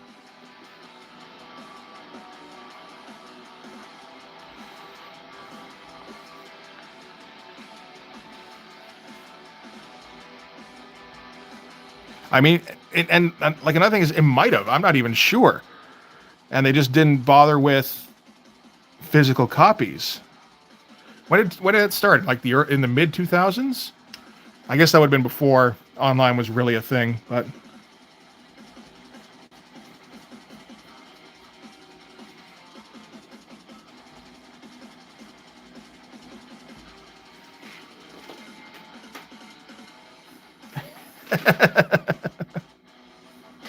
yeah, now, but not back when Walking Dead was going on. That was when they were like fucking cranking out the hits. That was when they were giving Larry Hama free reign to do G.I. Joe again.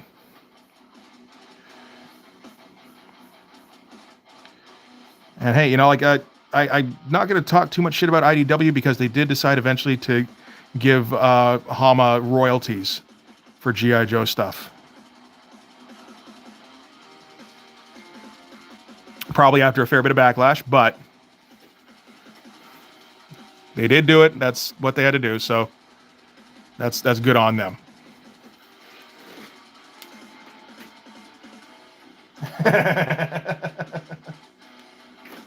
I did see that as well. It's like, boy, that's nice. Thank you for that. I mean, on the upside, like that is $200 a page more than what I'm getting for doing this right now, which is all of that. So it doesn't sound like the worst deal.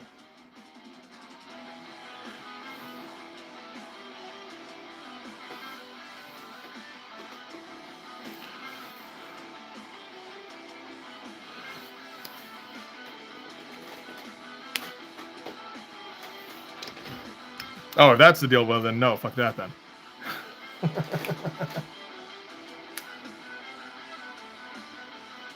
Yes, no, there will never be anybody else owning Blood Force unless the cough up is in like. I think I lost you guys for a second there. Hopefully I'm back.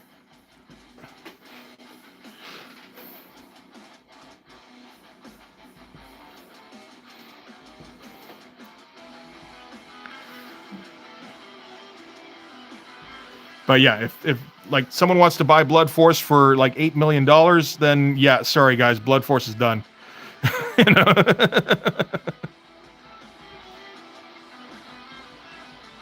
And I'll figure something else out.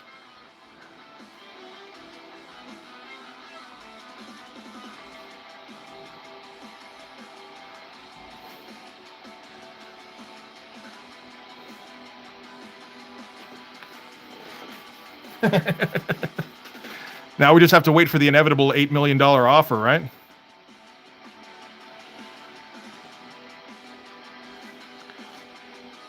Because I mean that's a bargain. I shouldn't have said that. I should have said like 30 or something. Shit, I priced it too low. Fuck.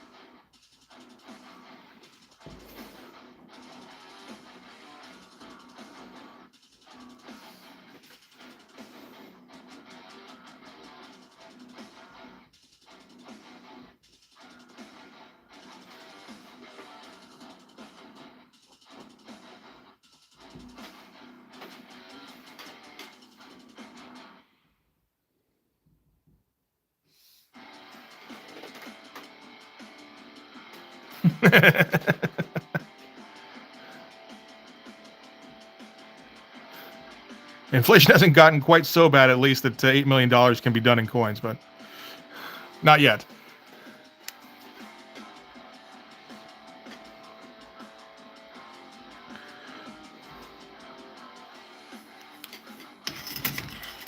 Put out the commemorative $1 million coin.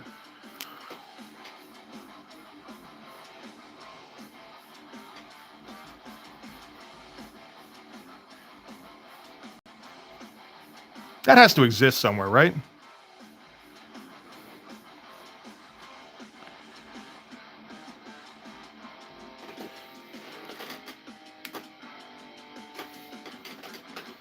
Yeah, I didn't mind season 3 either, from what I recall. It's been a long time since I watched or read it, though.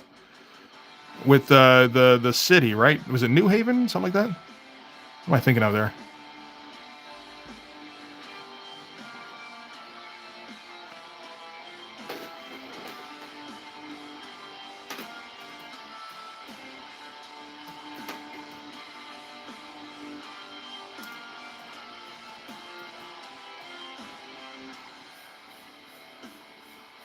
I don't know what that means. Yeah.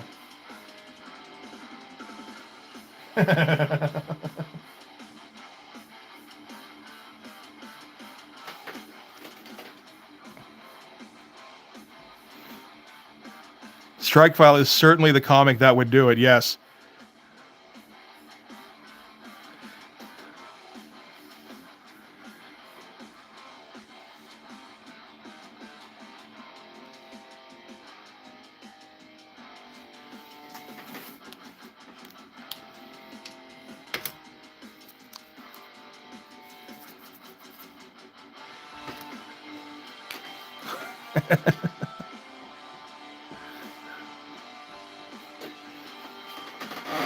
Look, you guys, I need to start commissioning shit for me. Then we can start talking about maybe selling you the whole property.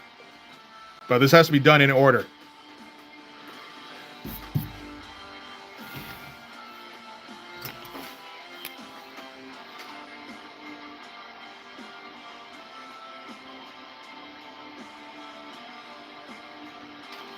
Oh man, it's gonna be tiny. Do I still got my 003 somewhere, right? Where are you?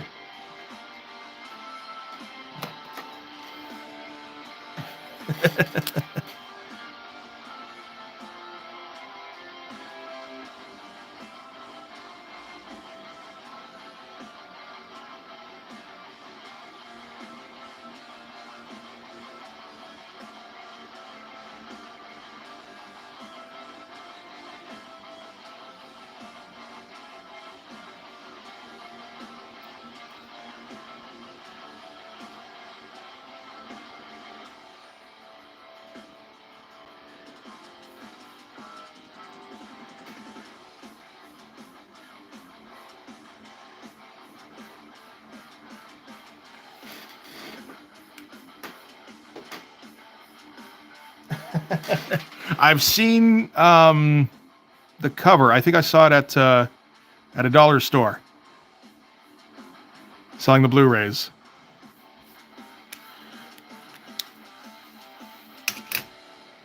It's like, okay, why not? I didn't know people were still remembering Bloodshot.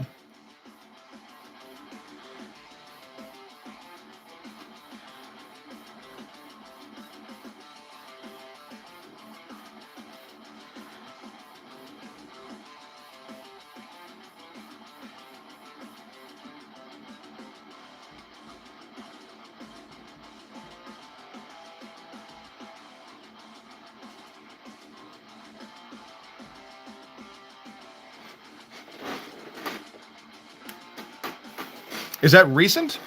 I thought it was fairly new, but maybe I just wasn't paying attention.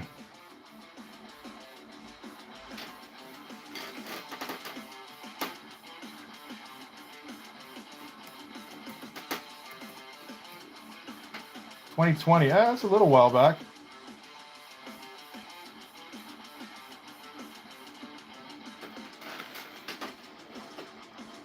Look, all right, it was tough to keep us entertained during the pandemic shit. Was it?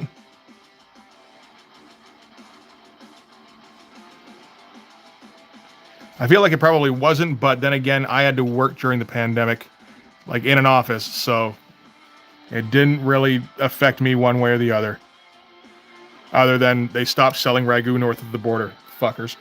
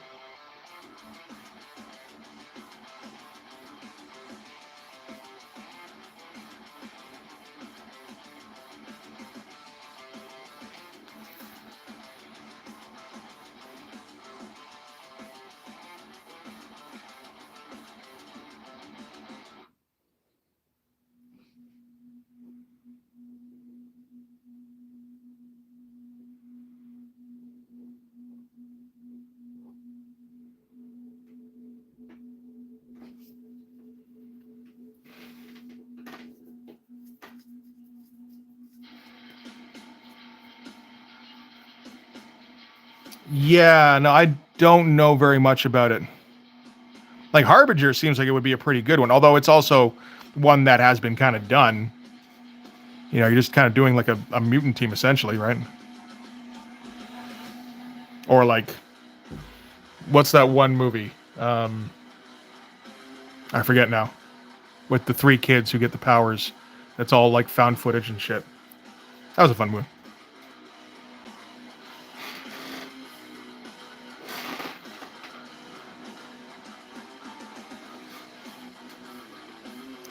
I don't know how much worse Bloodshot is than most of the other Valiant stuff. I would think like Dr. Solar wouldn't be very good. Or Turok.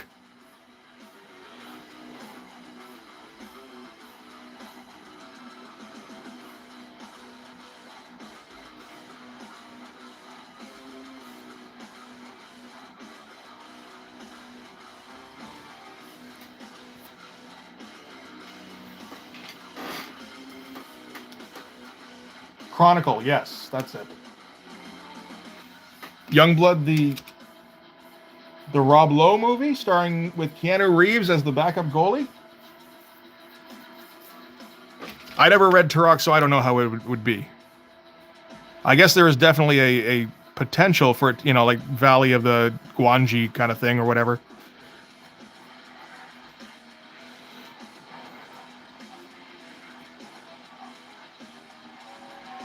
I can't imagine people these days going to see that though, and like it making any kind of money.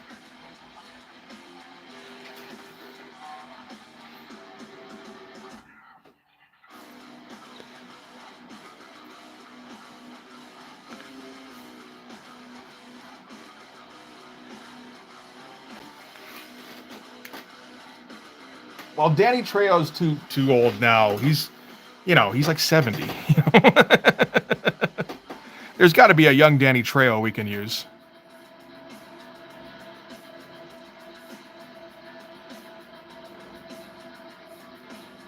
I'm trying to think now, and I'm like, I can't come up with anybody who's even remotely as interesting as Danny Trejo. That would fit that role.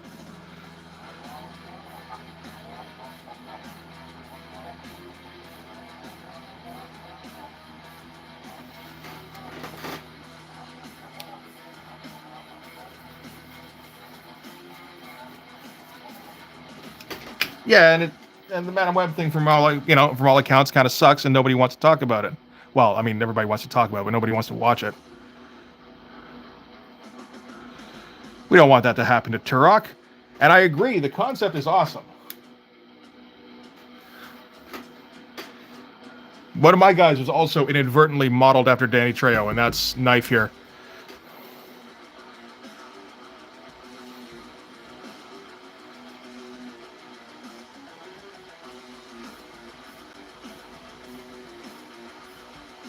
I really do need to have him open up his cross strap thing and then have like the lady tattoo on his chest there at some point.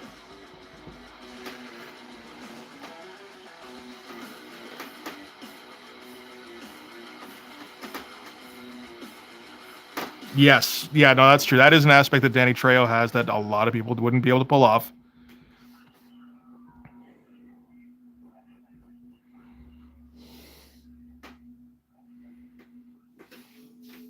You know a dude who surprised me for that? Fuck, I don't remember his name now. The guy who played Ragnar on Vikings. It's been too long.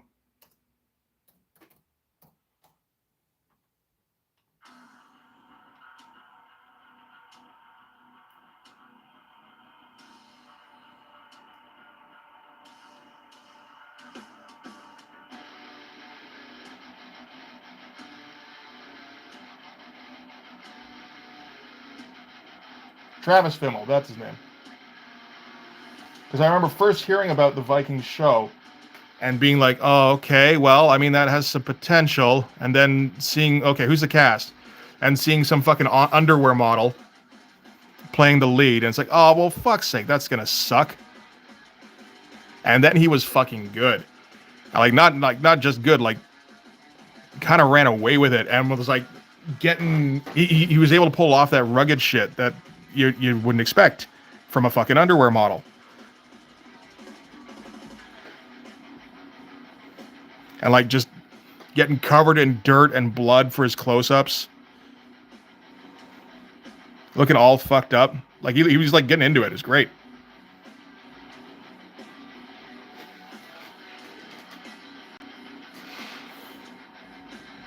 Which tornado? The WWE wrestler?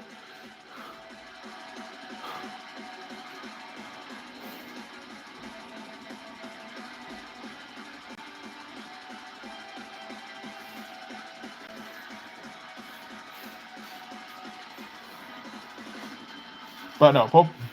Oh, a real tornado. A tornado of justice. I see.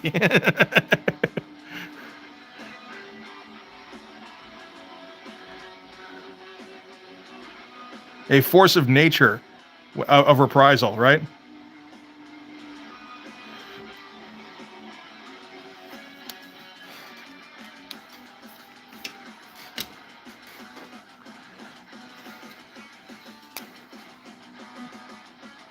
Yeah, no, none of the Blood Force guys are designed after any real people, really.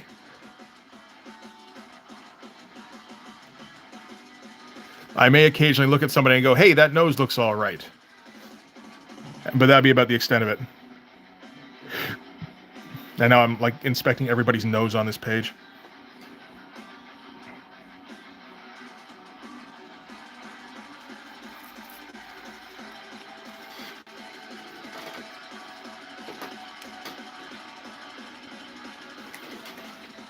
Well, I mean, and they changed it so much. The problem is you can't do G.I. Joe as,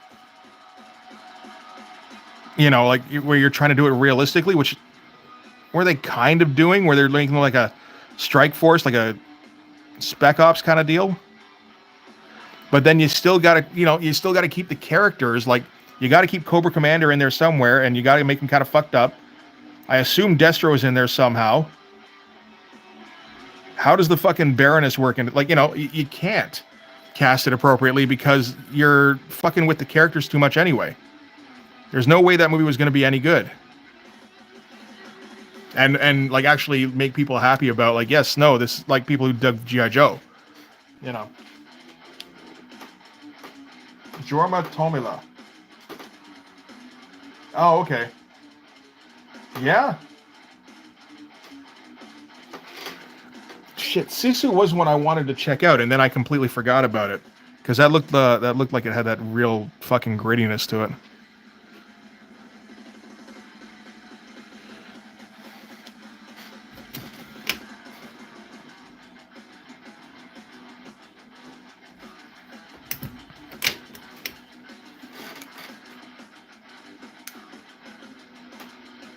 Henry Rollins as Destro.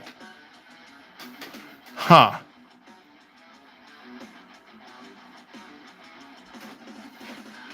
Julianne Moore as Scarlet is fine.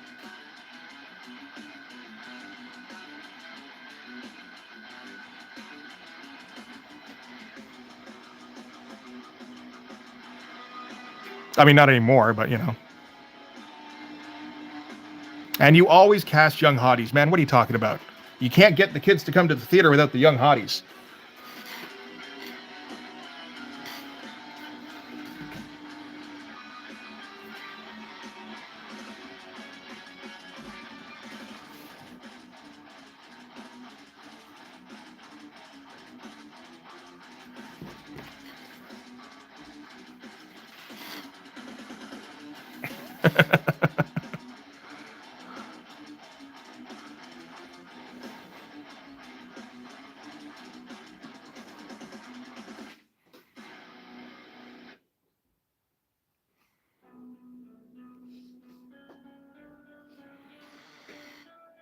Man, remember back in the day when we did research to find out about interesting things? Do you think kids still do that? Because I kind of think they don't.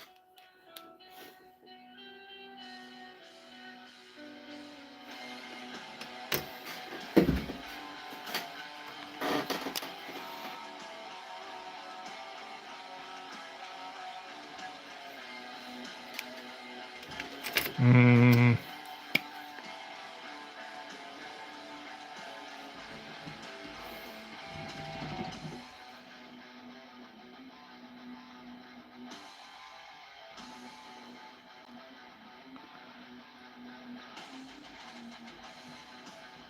let's not have that look like it's poking him in the lip.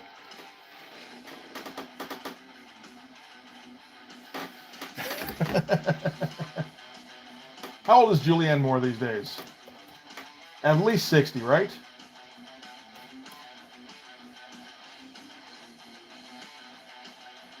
'63. Yeah, you know, I mean, like for a 63-year-old, she looks good for sure. But yeah, not for Scarlett, unless Scarlett is like a retired general now or something, and that's what you're going with.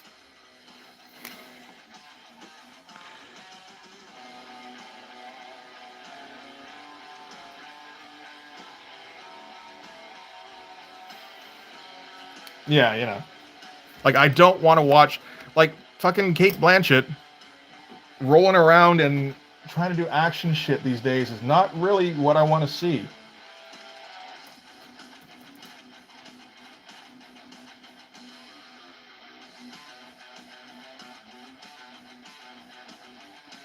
You know, I'm sure she had a good time, assuming she didn't injure herself too badly.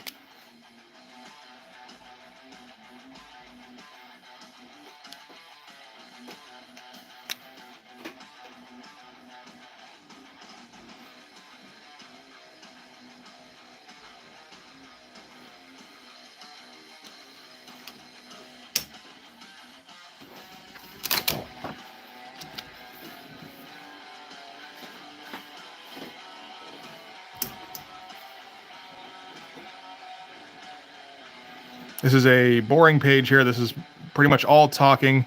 The talking's fun, but for drawing, it's, you know, it's just kind of let's get through it.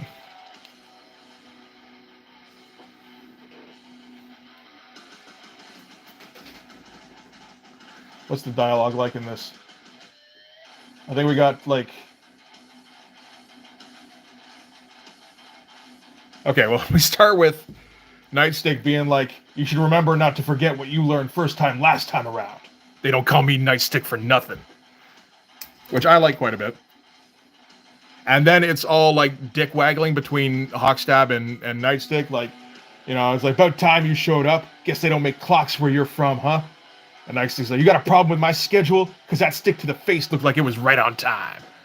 And they keep going like that for a while. And, you know, meanwhile, Fireburn and Shockblock, who don't know what the fuck is going on, are like, "Are we fighting this guy now? Is that?" It's like, no, no, no. I think this is some kind of secret handshake.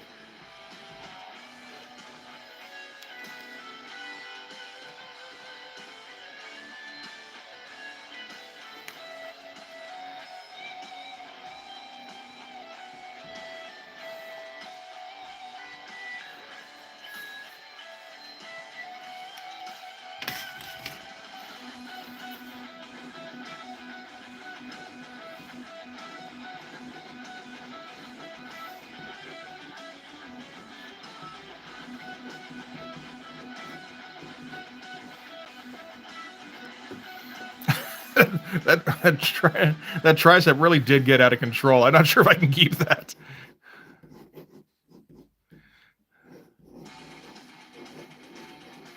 I'm sure OK likes it though. So we'll leave it here for now, at least.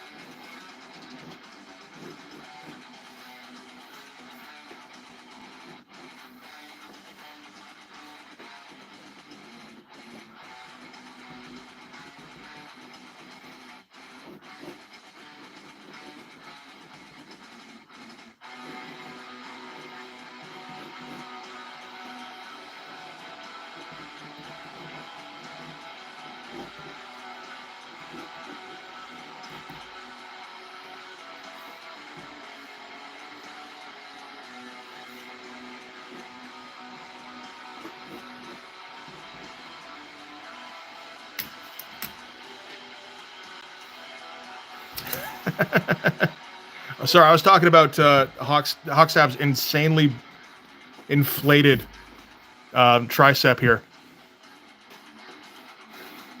which looks like he just like made a pillow out of meat and laid it on over top of his arm.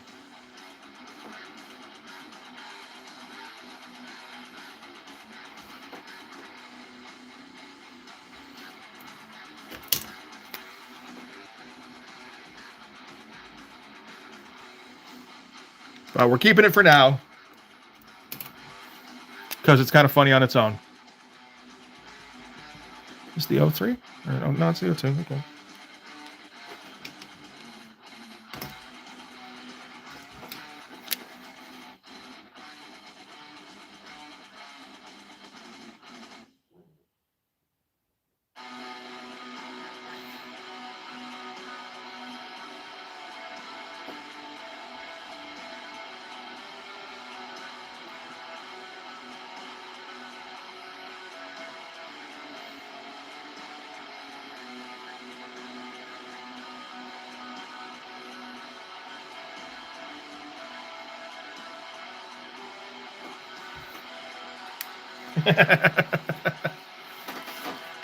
I'm glad. That's why I do these.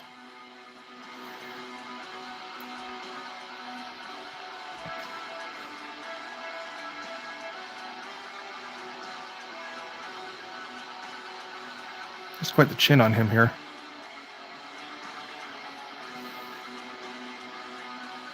I think I decided Nightstick had no ears.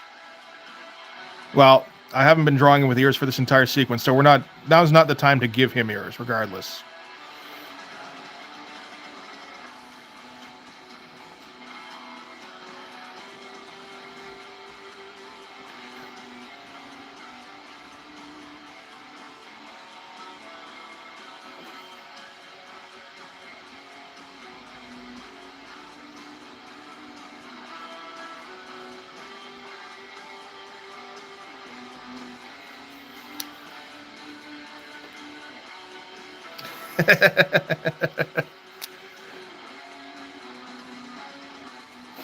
Just be like asking to ink it.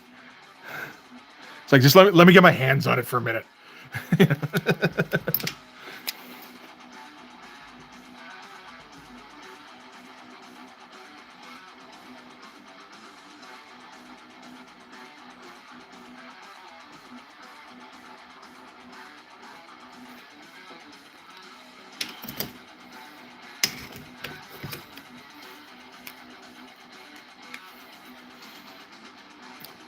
If you're not sure what OK's talking about, Brain, go look up Absolute Batman.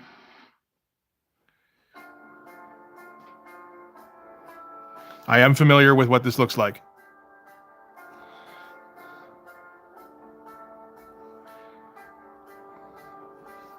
It does seem like a love letter to OK.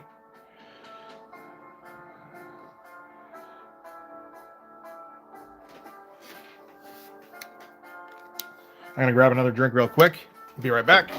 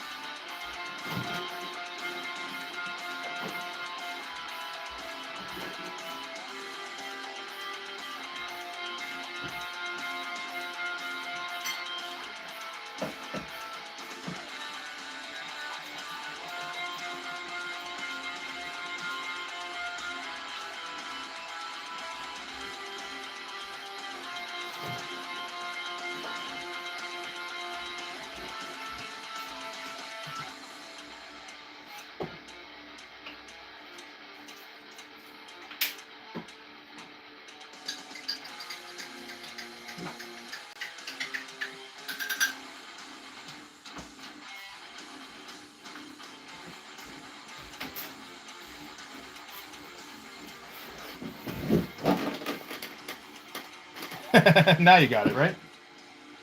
The Batman who lives.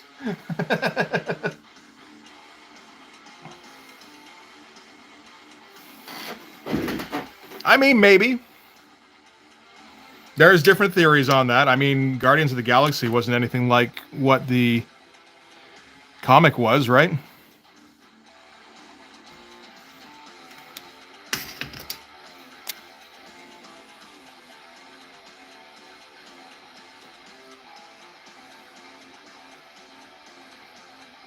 But I mean, you know, I don't know if you can really argue that that was not the most successful of the Marvel movies.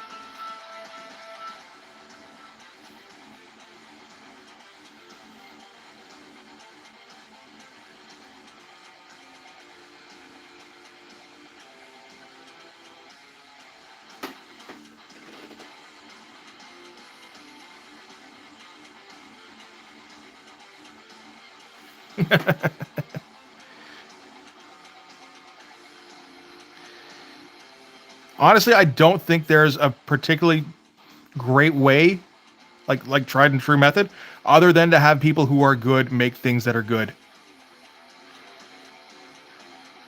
If you do that, it'll probably turn out pretty well. It might not make a ton of money the first, you know, in the theater, if we're talking movies, you know, unfortunately, Dread is evidence of that. But Dread now has a huge cult following.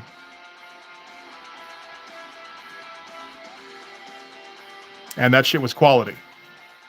Did stick pretty close to the original material, though not all the way. You know, made some changes here and there. But still kept the right tone, which I think is probably the most important part.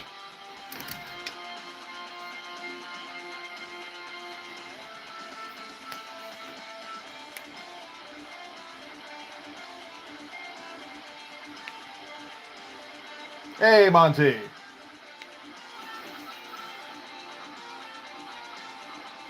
Well, at least you're not out of here, man. I appreciate you sticking around. I'm brain. You know. Oh, you did say you were out of here. Fuck, I missed it.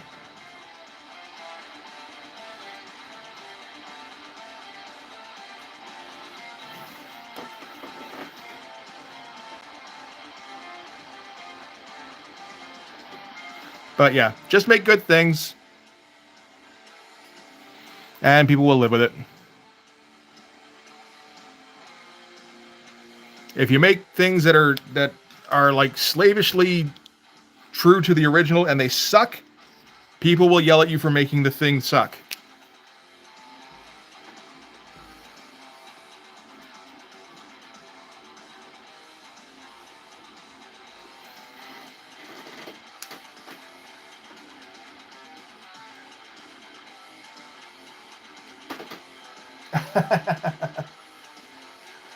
Yes, that is true.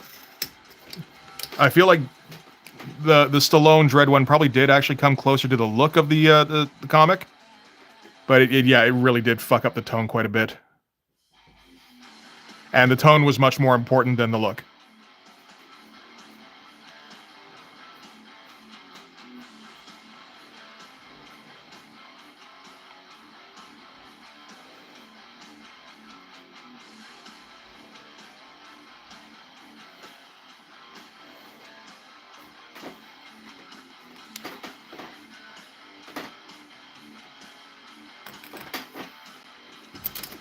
To find something that was good that they yelled at them about.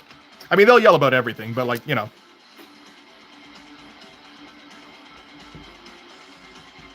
Someone will yell about everything anyway.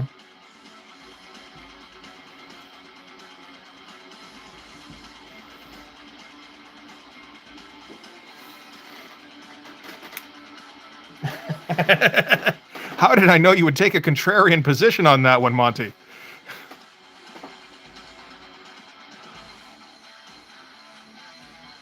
I should have foreseen it. Yeah.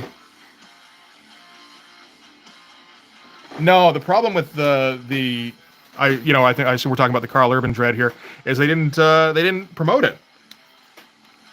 Not nearly enough, anyway.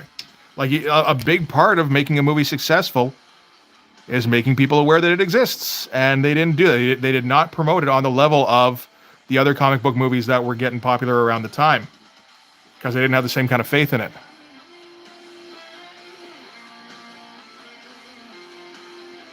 And they should have, because it's like, the Carl Urban Dread is like way better than most comic movies.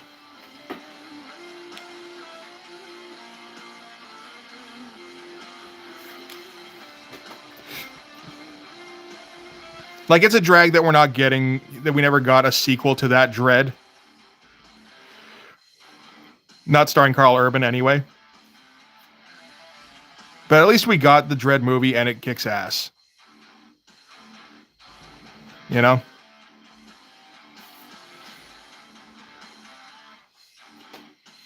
And I'm pretty sure Monty is a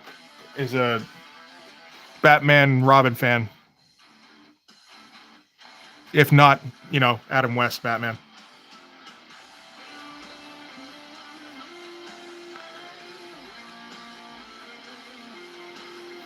But when Arnold says, freeze, Monty gets literal chills.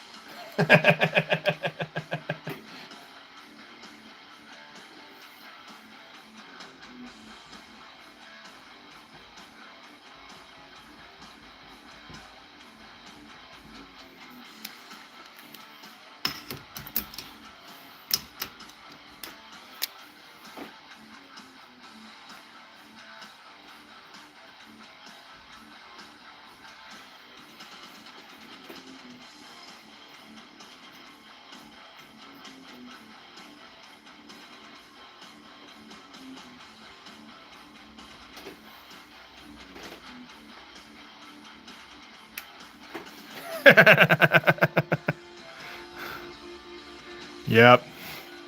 Well, I mean, at least they're in good company. Sony's saying the same thing most of the time. Because superhero movies are just kind of done.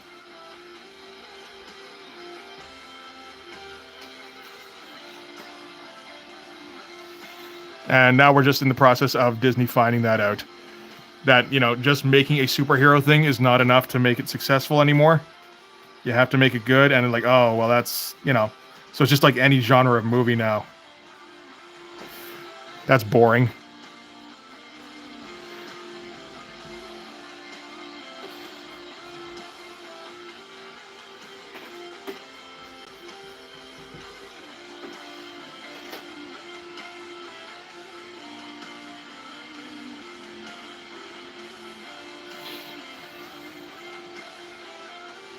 No, it wasn't Batman who jumped the shark. It was Fonz who jumped the shark. We all know that, right?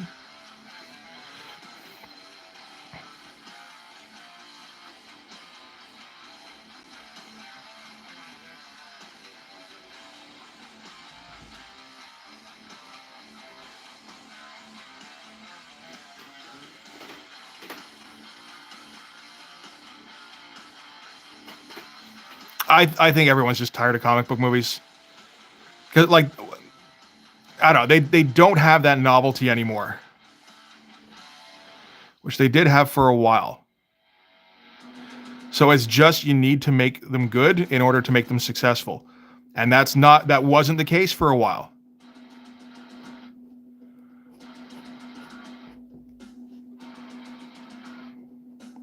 I'm pretty sure Thor: The Dark World made good money.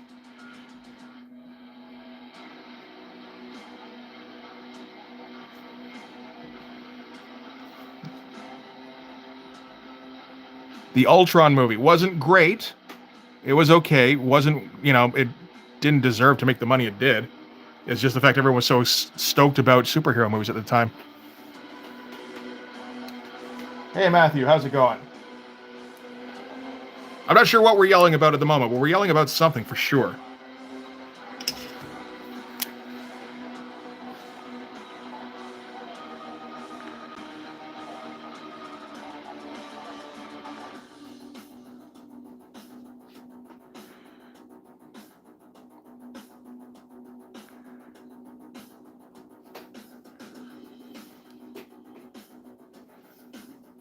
Seems like it. Seems like superhero movies is the deal. We have differing opinions on why so many superhero movies suck these days. I think it's just that they've always sucked, or that a lot of them have anyway, and people no longer think it's cute, essentially.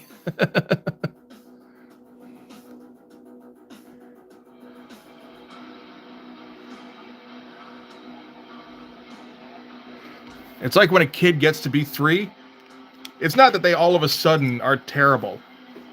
It's just that up until then, they were cute enough that you look the other way. And then all of a sudden at 3, you're like, okay, you know what? I'm sick of this fucking piece of shit.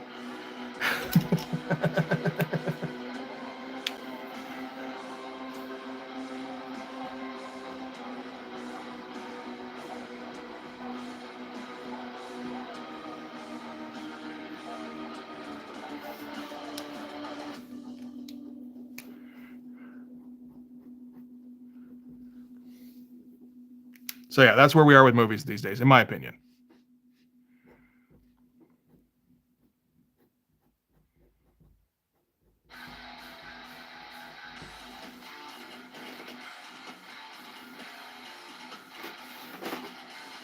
What's Stephen King talking about? I haven't seen Stephen King talk about anything in years, probably since COVID.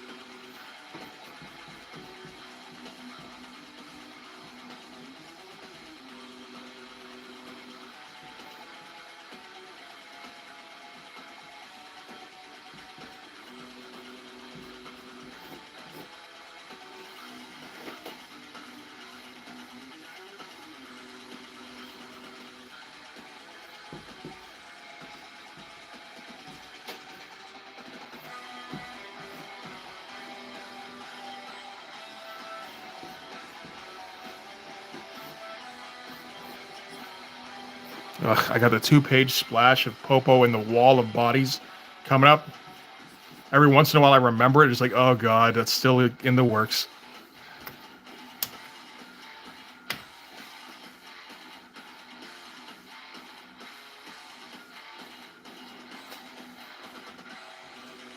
I don't know. Stephen King seems like, he likes a fair bit. I mean, I haven't been paying attention to his tweets of late, so I feel like I'm just like not speaking from a place of where I can have any kind of opinion on it. So I'm probably going to drop this one now.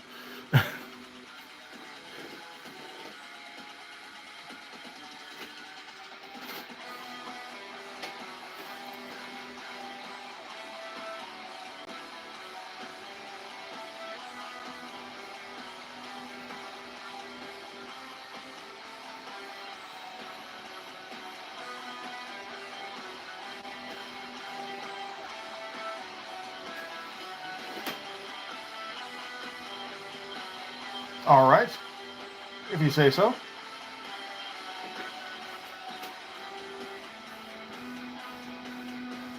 I did not see that interview.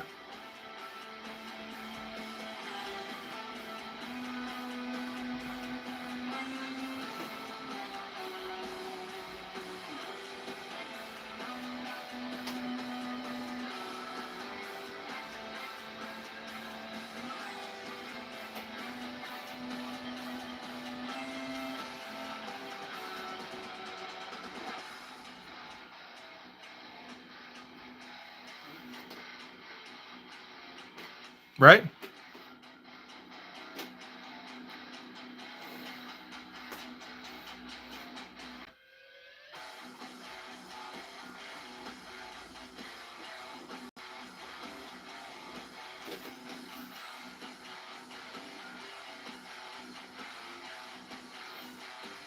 But I mean, have them okay.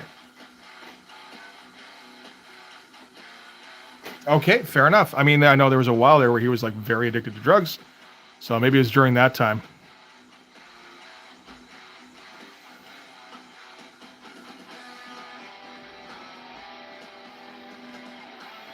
But going back to the Venom trailer, because why not?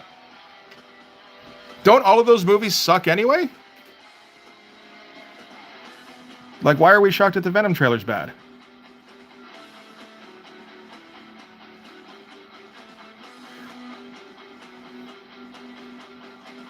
Like, the first Venom movie was not good. I don't think I watched much of anything of Carnage. Maybe like a scene or two online, and then it's like, okay, I don't give a shit about this.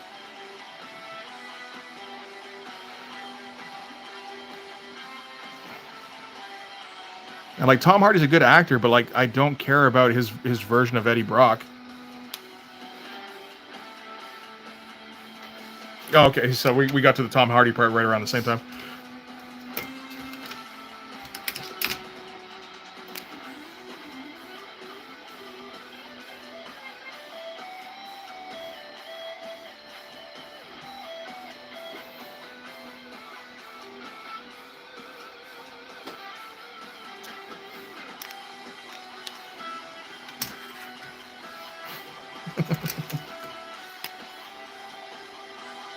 But like all the, for real, all the Sony comic book movies, they suck, right? Except for the X-Men. Occasionally they're okay.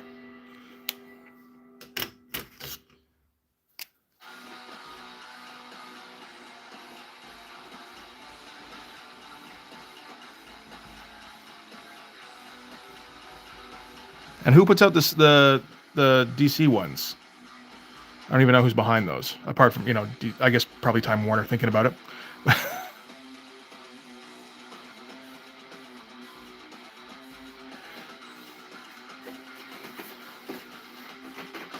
Yeah. And I mean, I don't think I've ever seen a good DC movie.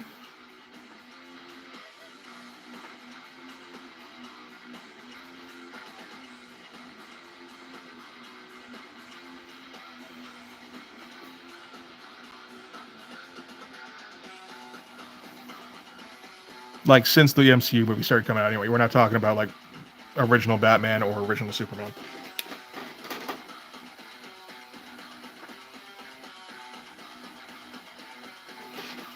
Right. Yeah, that does seem to be what they're doing, where it's just like, we got these characters, we're going to try to do the Spider-Verse with fucking Morbius and Madam Web. Yeah.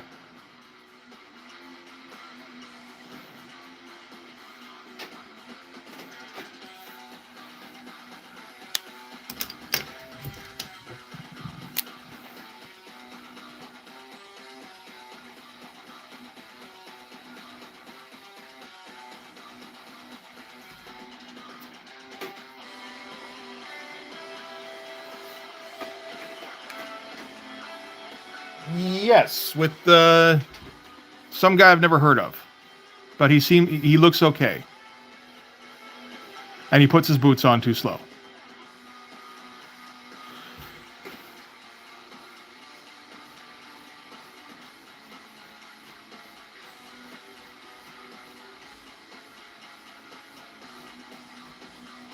I feel like I missed like 2 or 3 Superman reboots in the middle there, though. There was the one with Superman who can't shave, or who can't shave enough anyway. So he's got the 5 o'clock shadow.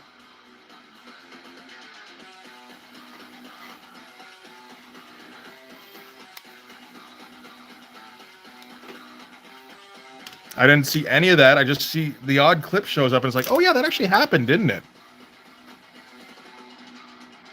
Fucking crazy.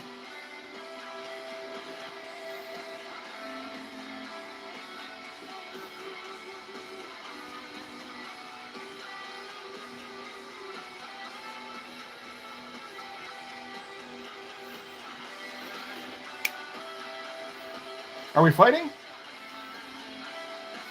I missed the bit where we were fighting. I thought we were just yelling about shit. Not necessarily at each other.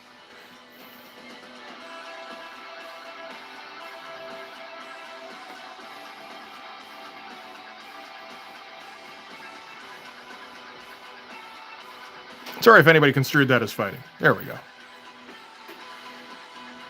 now I am forgiven of all wrongdoing.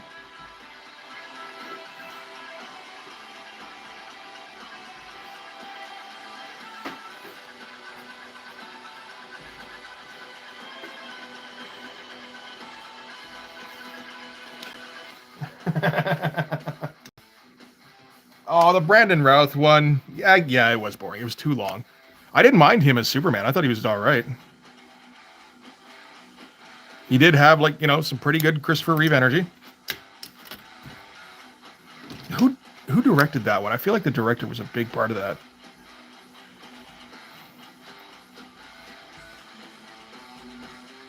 But, like, that was kind of like how movies at the time were going, too, where there was a lot of way too long, way too epic kind of thing. And, like, it never worked, but, you couldn't tell anybody that.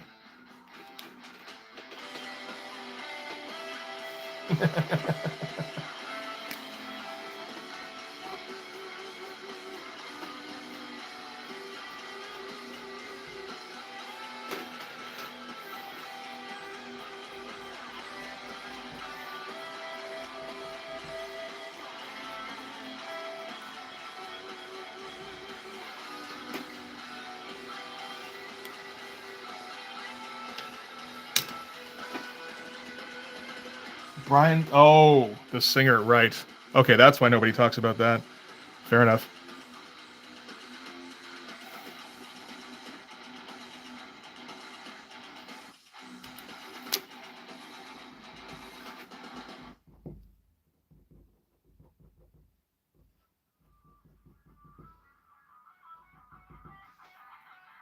Okay, I think that's fine for that panel. We're doing, like, no backgrounds whatsoever on any of this. But these are all dialogue-heavy panels, too. I don't know, maybe I should put something in the background. Probably, right?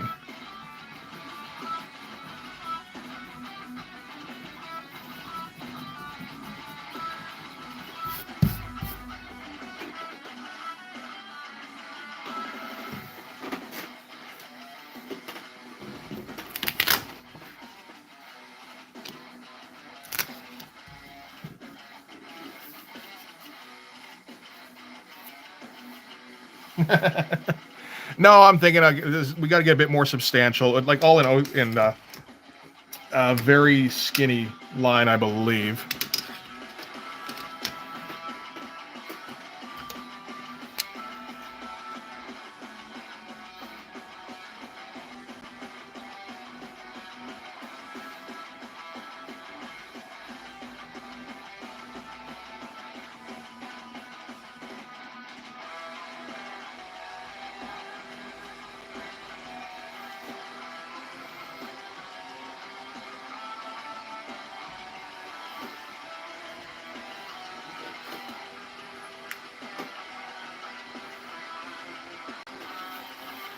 I think it's pretty good, but I have a very limited sounding board. I have, like, one guy who looks at it, which is my brother.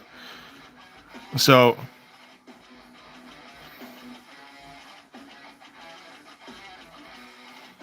the rest of it is just, I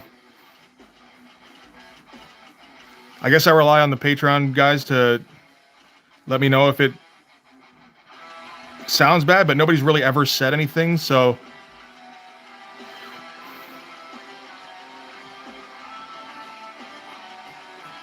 I guess it's pretty good. Assuming they're reading it.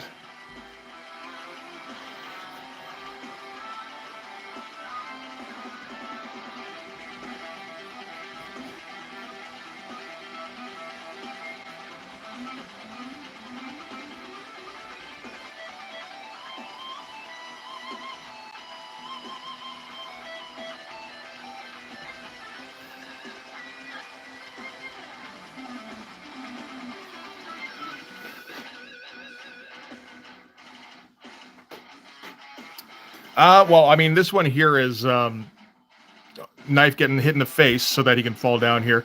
And then we got the twirling nightstick, which won't be too much fun to draw, but that's okay. I do have a read-along of issue 1. It is no longer up on the YouTube, though. That was up very briefly. It is still available through the Patreon. because I figure if you're giving me money, then yeah, you can listen to me make an ass of myself.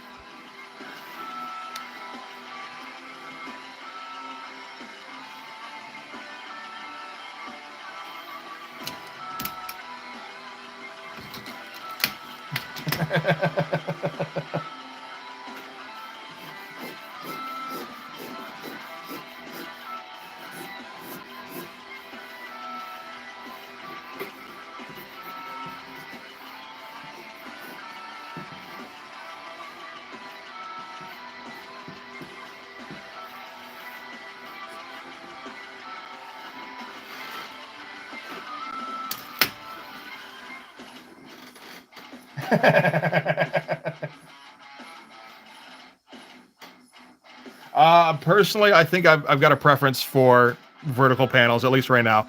You can get, like, bigger figures in them, which is kind of my focus. The horizontal, wait, vertical, yes. The horizontal is better for, like, making it cinematic, I suppose, but honestly, I think that experiment's over with cinematic comics. Or at least I think it established what it needed to establish, which is like, yes, this can be done well if if it's the very best people doing it, and even then it gets old after a while. Vertical works better for a lot of just a lot of comic shit. It tends to be more dynamic.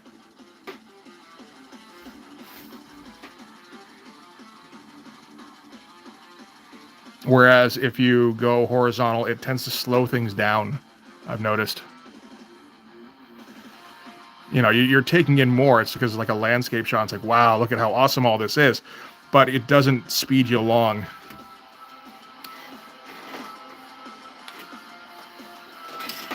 Are you just like slipping the word great in there to see if I'll notice now?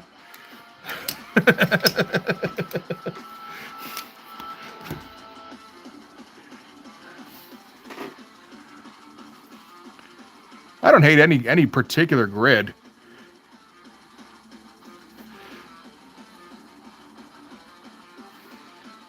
I mean, anything can be made to work. The 6-panel grid, like the like where it's 2, 2, and 2, that worked fine for Stray Bullets, and he kept up with that over the years too. But like he's keeping it in mind as a design element. Like it's not just a laziness thing there. That's the thing. Using grids can really, I don't know, as a fallback can be kind of not stifling, but just an easy way to lose interest in your and to obviously lose interest in what you're doing.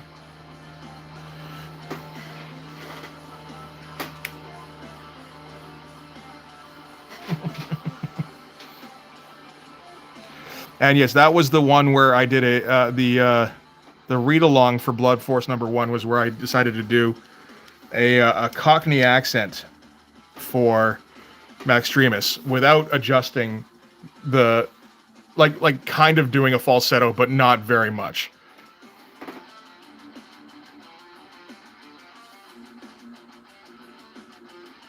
I don't know, man. I mean, anything that keeps us talking is a good time. And I do not know what the DC compact graphic novels are. Never heard of that.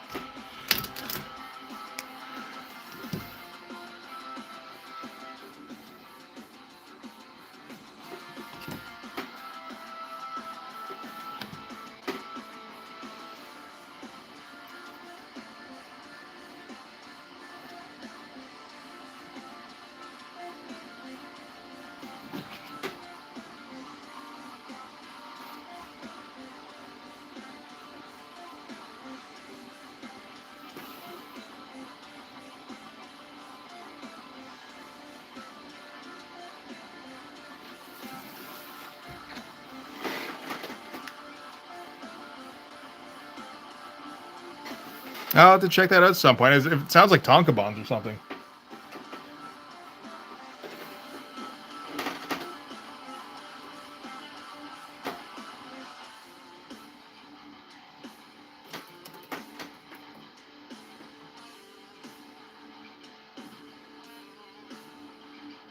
It's from Penguin Random House. I mean, it doesn't look like anything to me here, because it just looks like the comic cover with a different format. Are they different physical sizes? Well, that's best. Okay, here we go. 5x5 times 8x5 standard book trim for trade paperback. Is that okay? So like regular book size.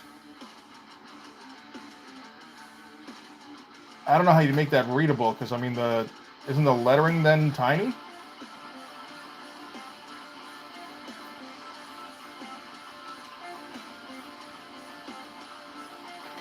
Yeah, like the lettering and the comic art would be tiny, would it not? So like kind of not pleasant to see. Like if you're drawing for that format, I think that's fine, but like nobody does that, right?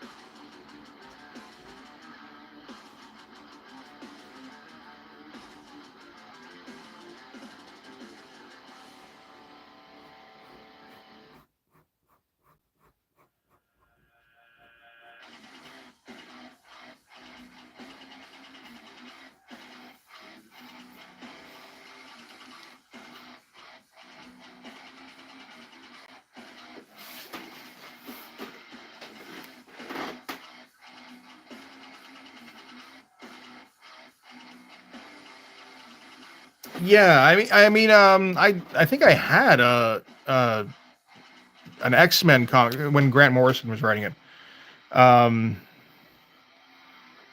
That had been shrunk down to like a small, Tonkabon type size, like, whoa, what's happened with the glare? That was crazy. Okay. But like, well, I mean, like that size, and yeah, it tightens everything up and it makes everything look too small, and you know.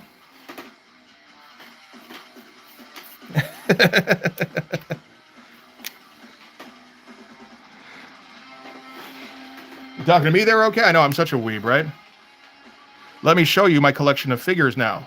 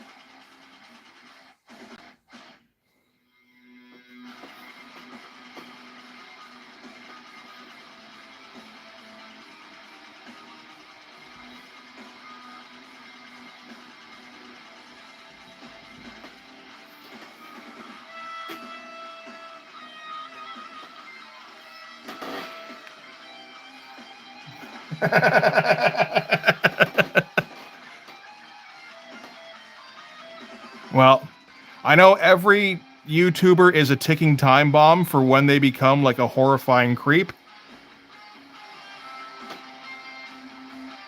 I can state for the record that I do not have a lolly body pillow at this time. I only found out what the word lolly meant like yesterday because they were talking about it on another YouTube about another creator who had, outed himself essentially.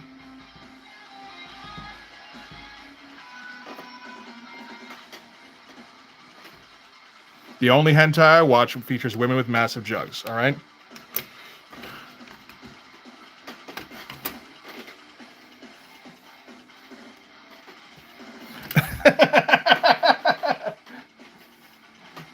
Okay. I did not want to. For a second there, I didn't think I wanted to hear what else was 5x5 times 8x5.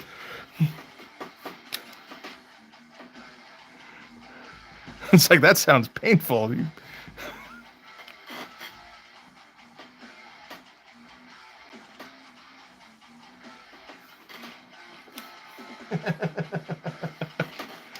Well, I mean, there is no real sexuality in Blood Force, if that makes you feel better there, Matthew.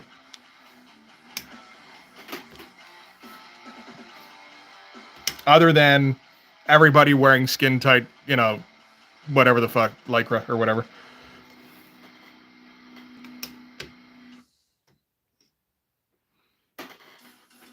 Where'd my O2 go? Should be around here somewhere. Oh, there you are.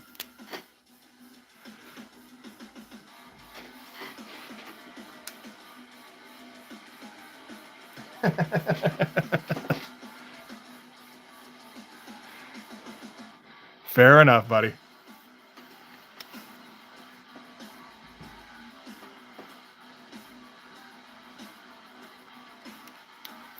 Okay. We should do some, like, cracks in the walls and shit, yeah.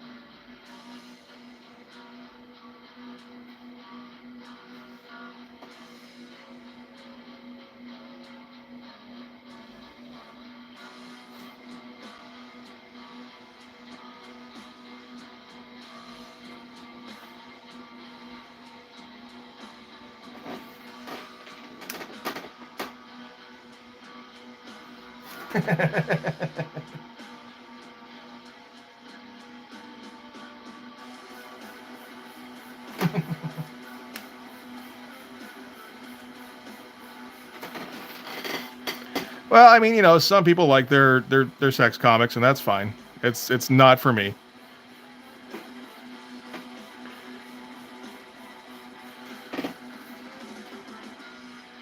I like shit to be silly and actiony.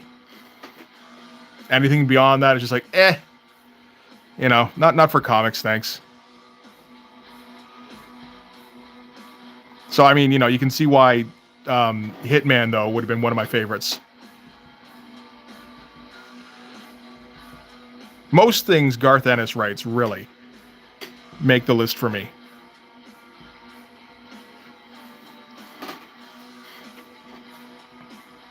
Because Garth Ennis has, like, I don't know, I feel like I've got a similar sense of humor to that guy. Or he's helped mold my sense of humor, for Christ's sake.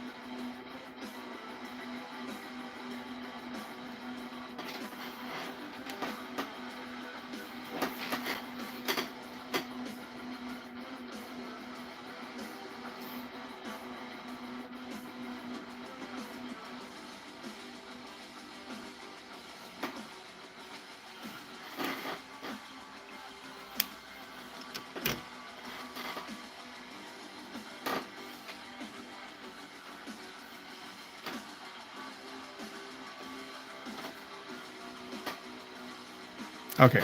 I think I've had enough of you. Where's the big boy?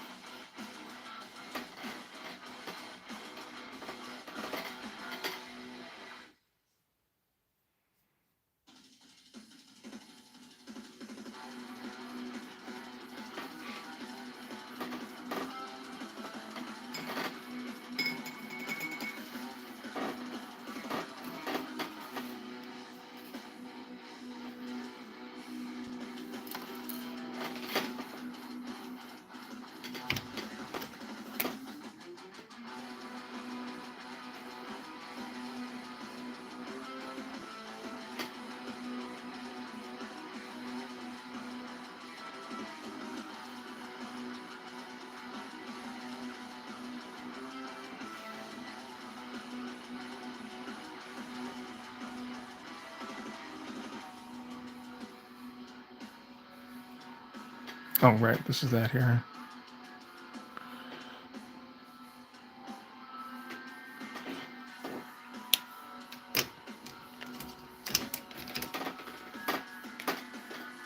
Hey, man, feel free. If you're on the, I feel like we talked about this before. If you're on the Discord, we've got all sorts of drawing channels for just putting shit up.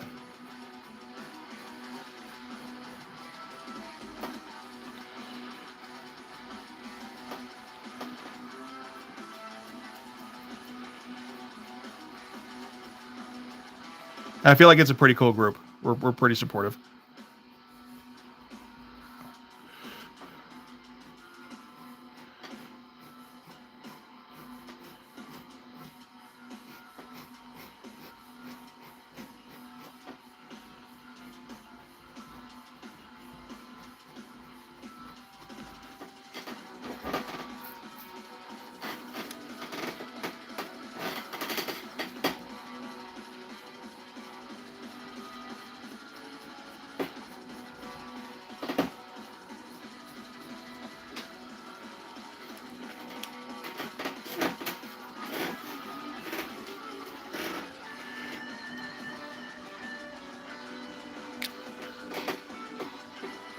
I feel like I should put in some. It's been so long since I've done like dedicated backgrounds. I'm not sure how to do it anymore.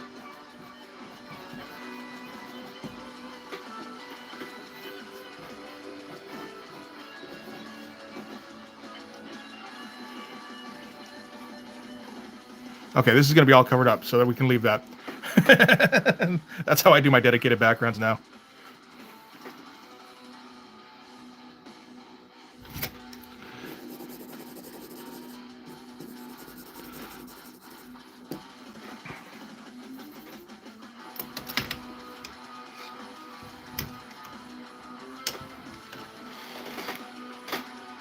Yeah.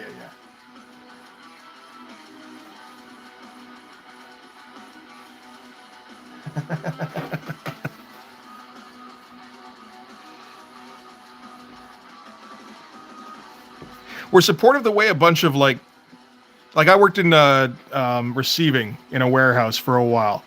We're that kind of supportive where, you know, as long as you got a bit of a thick skin, like, yeah, no, we're actually reasonably cool with each other. We all just kind of talk shit at each other.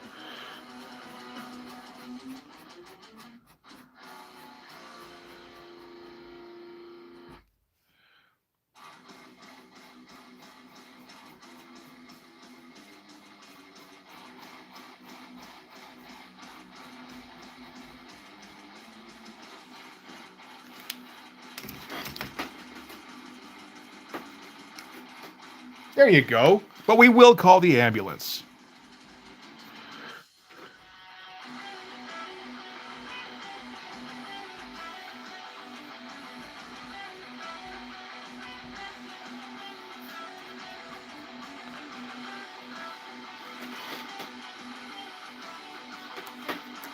I do plan on Claremonting my way out of backgrounds, yes.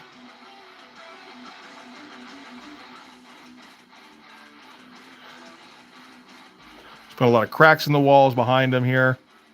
I don't know how many of these will actually show up in the finished page. And we should do like an impact crater in the wall here as well. Oh, but we should do it with an O2.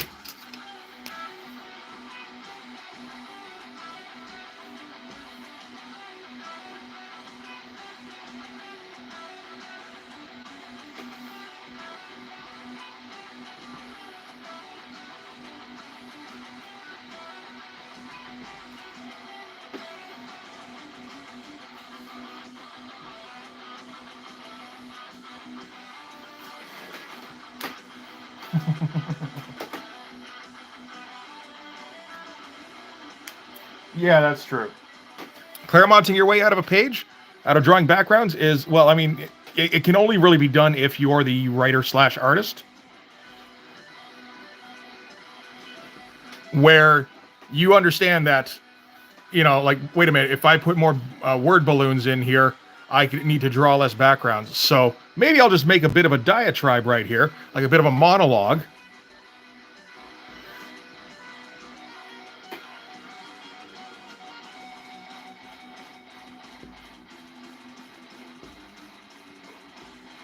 And then that means I don't have to draw the city skyline, you know.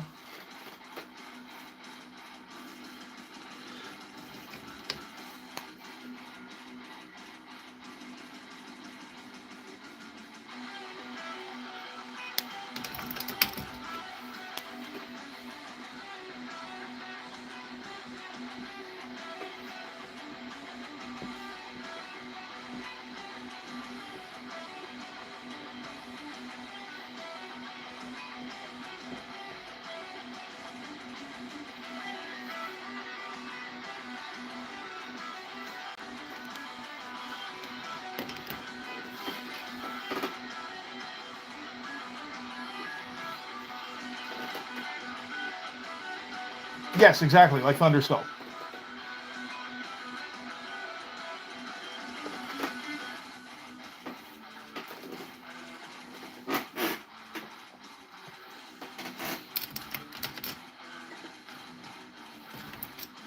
Which, you know, I mean,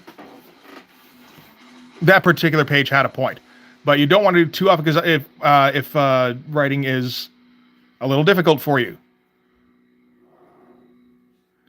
because it doesn't make it any easier, right?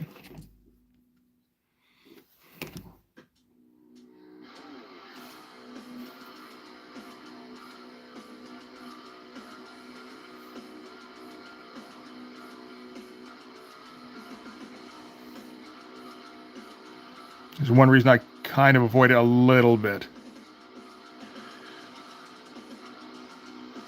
Oh shoot, that's that rock in the middle. Yeah, that's right. I knew that.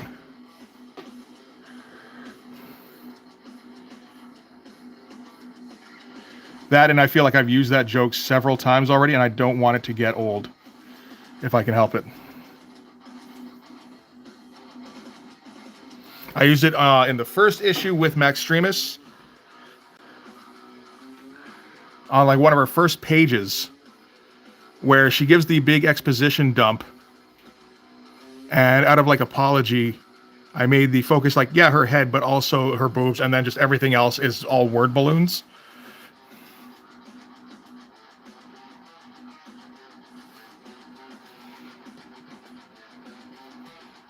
So I thought I liked that one personally. The other one was in issue 2, where a clerk, where the clerk captain actually was being, you know, like, and he's this big old fucking dragon monster guy. This is our first time really seeing him talk, and he's talking all flowery like a diplomat. I thought that was funny.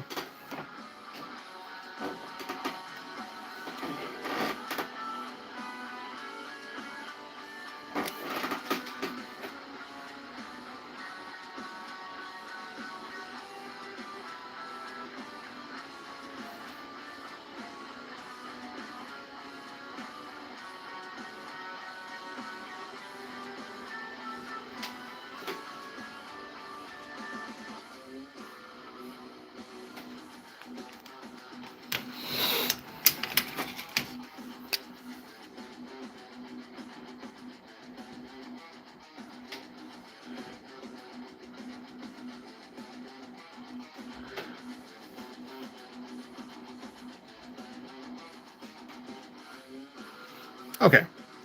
There's a fair amount going on here.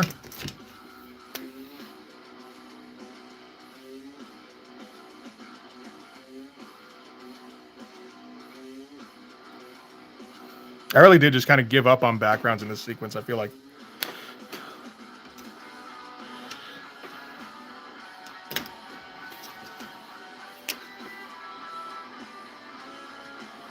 Well, I mean, that said, the other sequence has Popo running around the clerk ship, which is all backgrounds. So I don't know. Maybe it washes out a little bit. Maybe it just makes me sick of drawing backgrounds. One or the other, I suppose.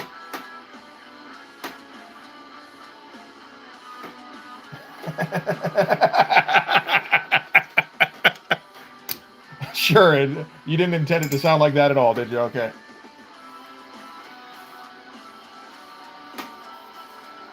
I'll do a couple where, like, you know, there's a conversation going on, and we've got, like, Hawkstab down here, and then the big close-up on Maxtremis' ass here, you know. I did do that actually once or twice where like it what was it? During the briefing, the big meeting with the UN where Hogstaff was trying to piece some clues together, but the image was just of Max Treebus's ass when he had the thought balloon going on. He's making that face like, something's making some sense here.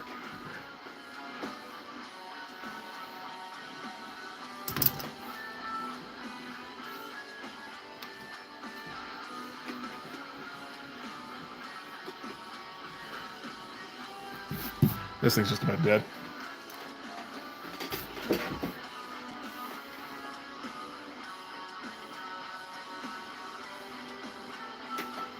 Now I want to see which one that was.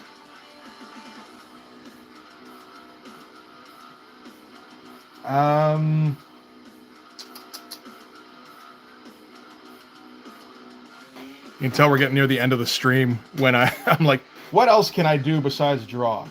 You know?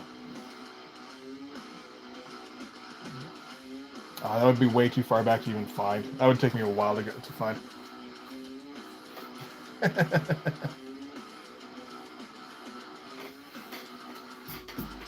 Okay, so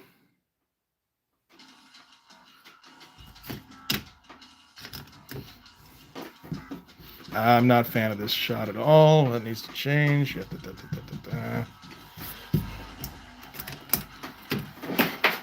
For fuck's sake, did I kill the lead in that again? I did too, didn't I? Jesus Christ, I finally had a decent lead going in the lead holder.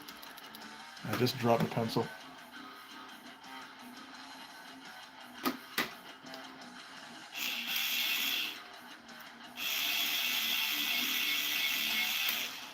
No.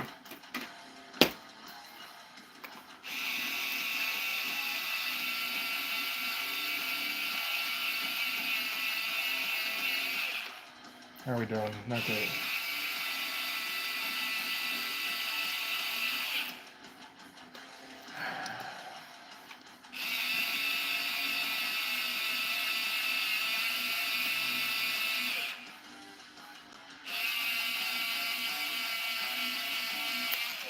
Fuck's sake. Fuck.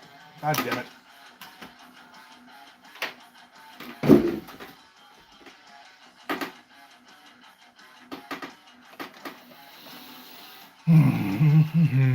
Okay.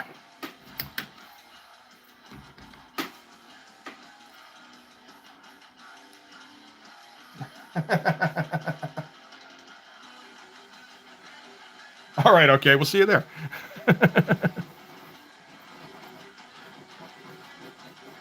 Just needed, I think, angle him a little bit differently.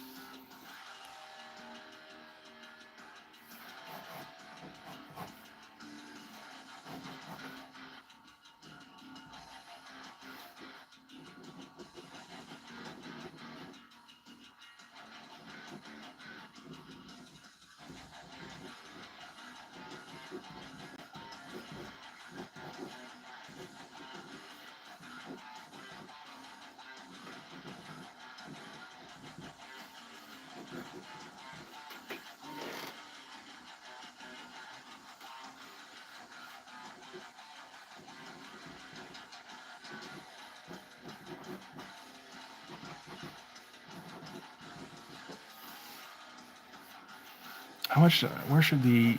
Okay, I don't want to make it look like he's spitting it out. Is the thing.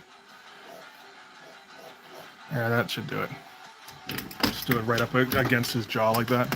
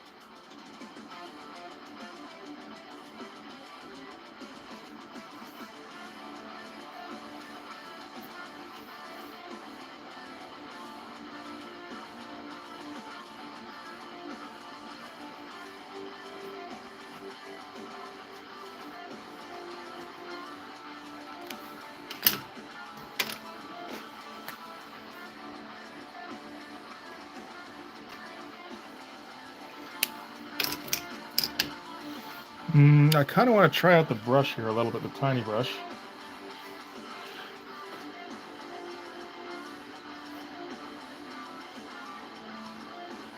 I feel like I'm getting better with the brush pen. Maybe it's time to try and actually move on a little bit.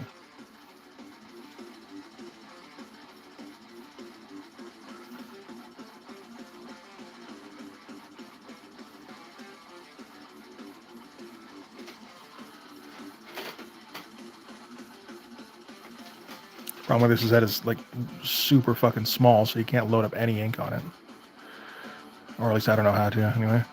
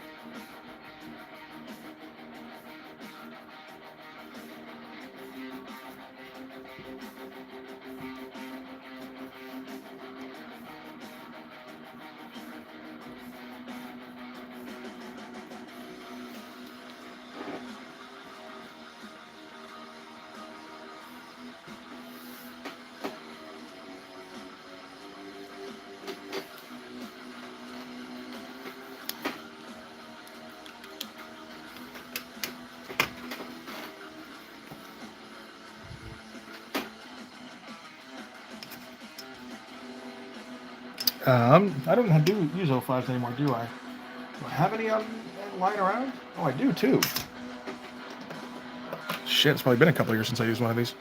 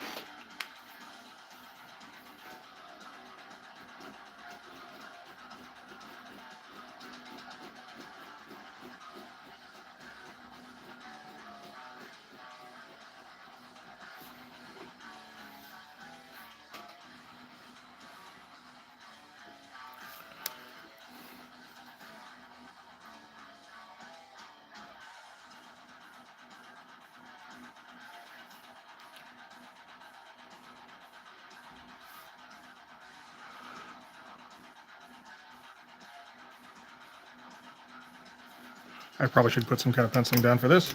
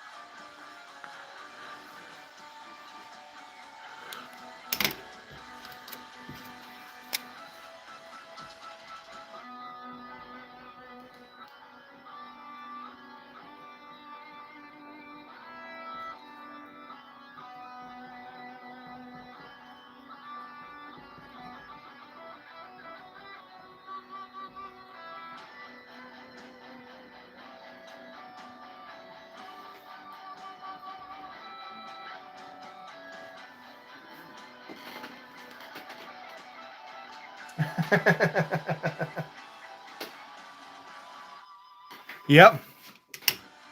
No, it's kind of hard to come back from. It's the you gotta do the Costanza. I'm just like, okay, thank you all, everybody. Good night.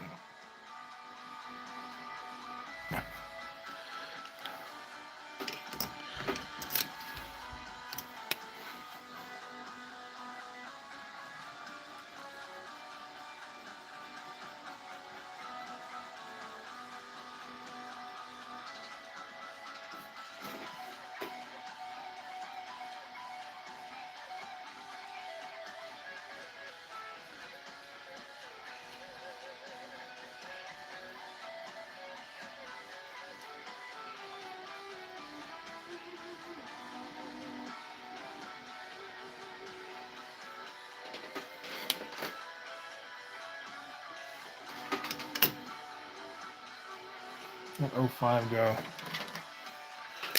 That's okay. We're getting close to the end of the stream here, I think.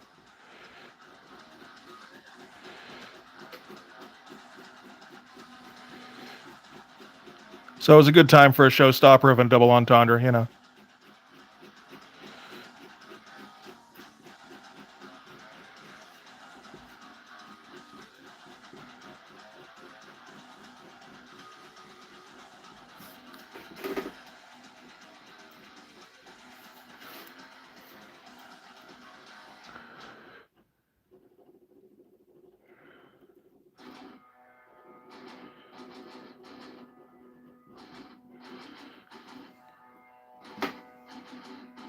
Hmm.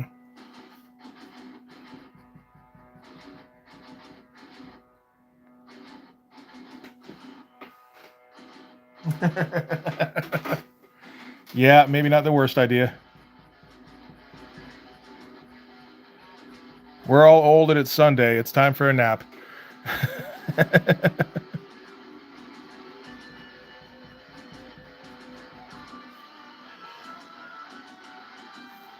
There have been times I've thought about it, but by the time we finish up, usually it's too late for me. If I have a nap after like 4 o'clock, it's like shit. I'm probably waking up at like 6:30 or so, and then I can't sleep that night.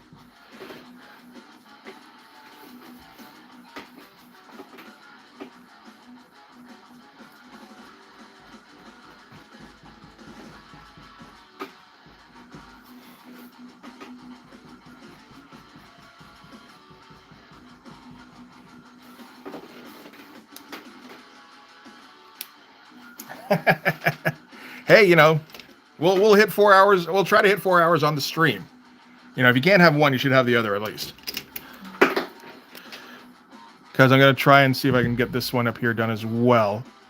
Might as well. It'd be kind of stupid to just get this far and go, okay, don't need to do the easy one on top.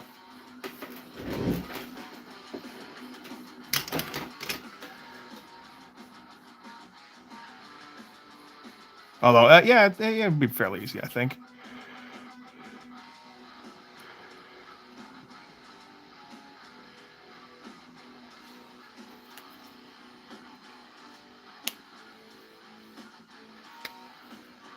Hmm.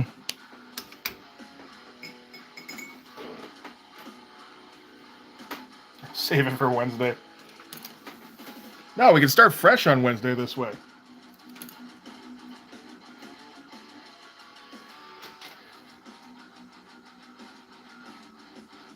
What do we have left to do here? I mean, there's more back and forth between Nightstick and Hawkstab.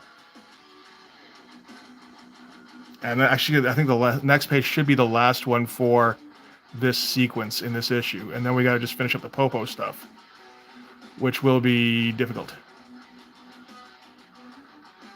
But it's not like I put it off. It's just, you know, I've been doing it reasonably sequentially.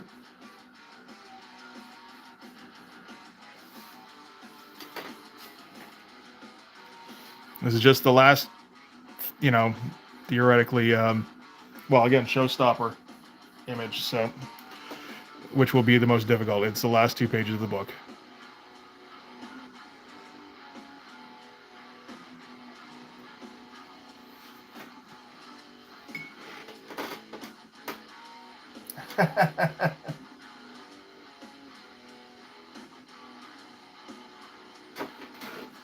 Oh, hey, Bruce, thanks, man. Um, hey, and you made it to the live stream. Good stuff. Well, I'm doing that because a lot of the time I rotate the paper, but with the vertical setup, I don't know. It feels like it'd be a better idea to just. I haven't seen how this speeds up yet with the vertical setup, so it feels like it'd be better for now to just leave it. Try and leave it in one place as long as I can, as often as I can. Maybe I can go back to making shorts with this. Who knows?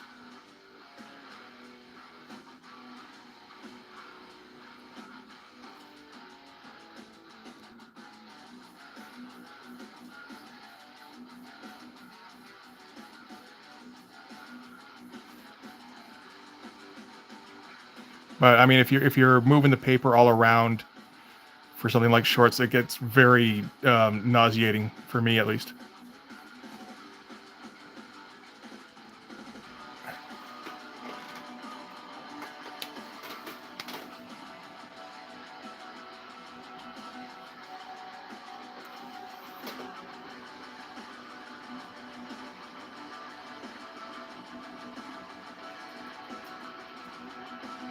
Ugh. Keeps catching on all the wet ink.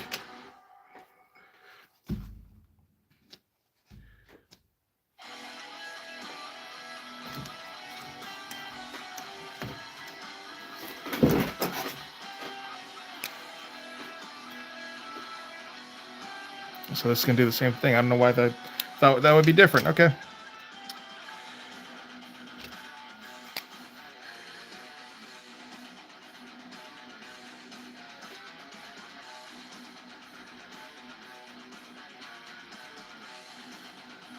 Yeah, that's all. Just gonna take some time drying. Sure.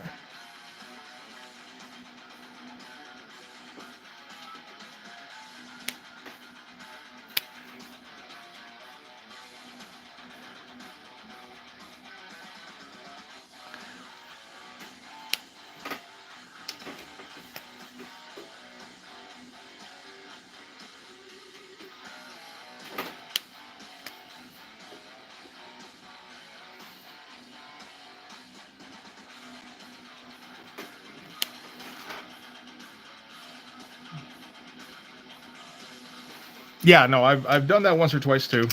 I've been kind of ignoring vanishing points for this issue for the most part. We've just been kind of eyeballing it most of the way.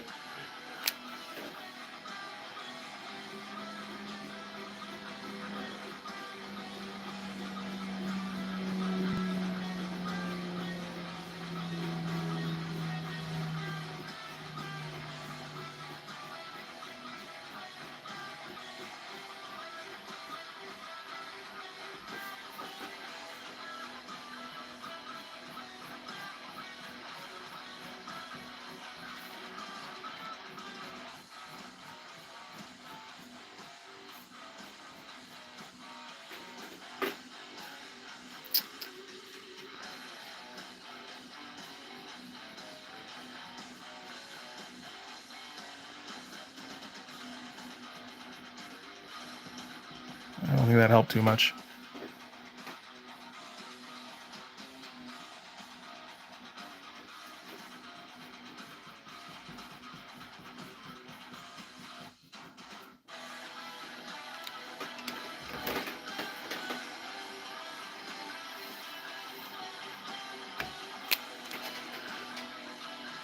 Oh, that's an 03 of that. Yeah, that's the big one.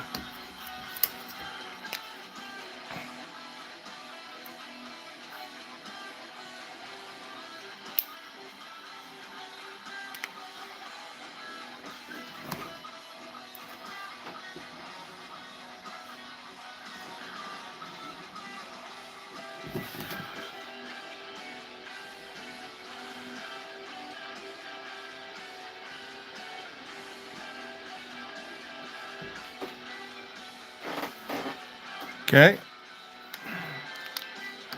Now, let's see how I did this before.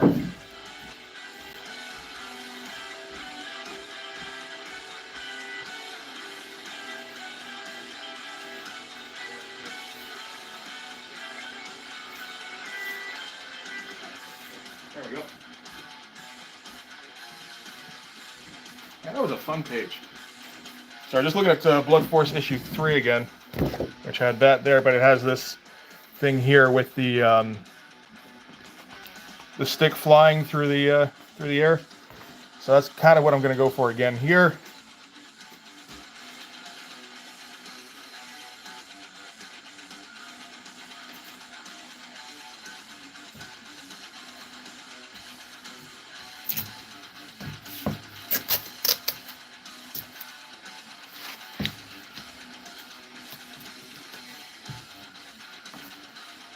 Man, there's just all sorts of fucking pages taped up all over my board here. Okay, how big do I need this to be?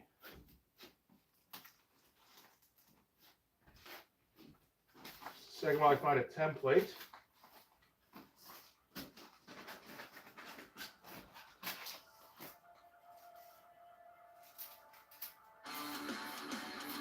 That should do it.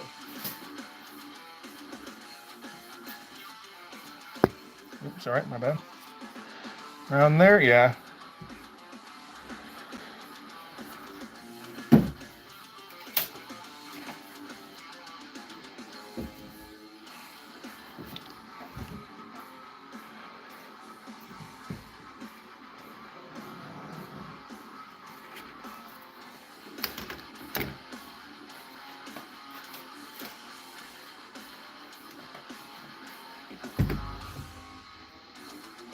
No, not you. Yep, you'll do.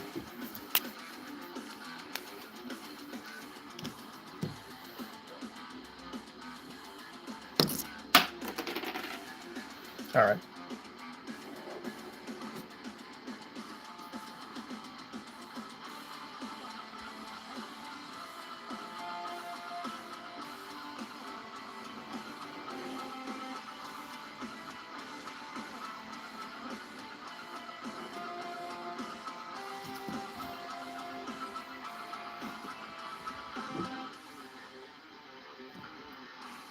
Oh, I completely ignored where the proper line was. Shit. Okay, well, I'll have to go off of this one now.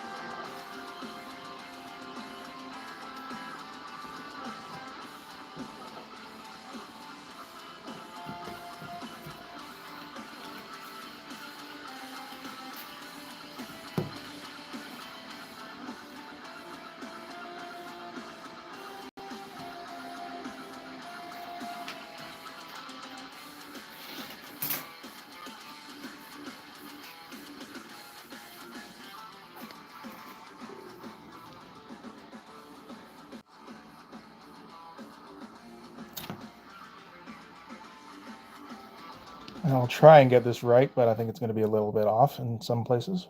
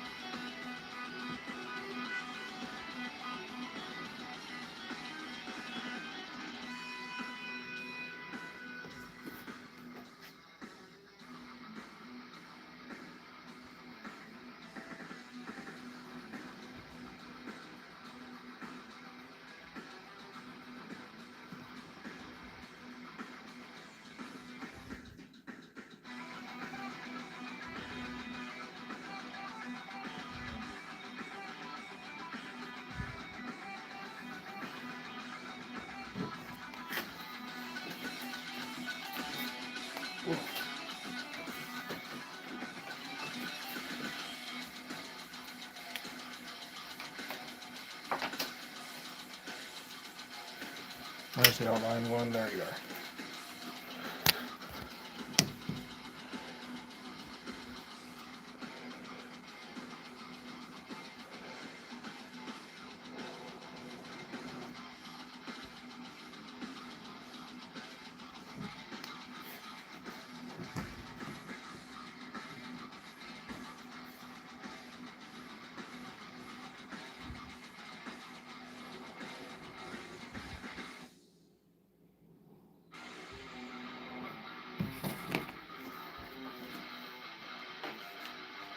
Yeah, that's not going to be any good. Try the 08 instead.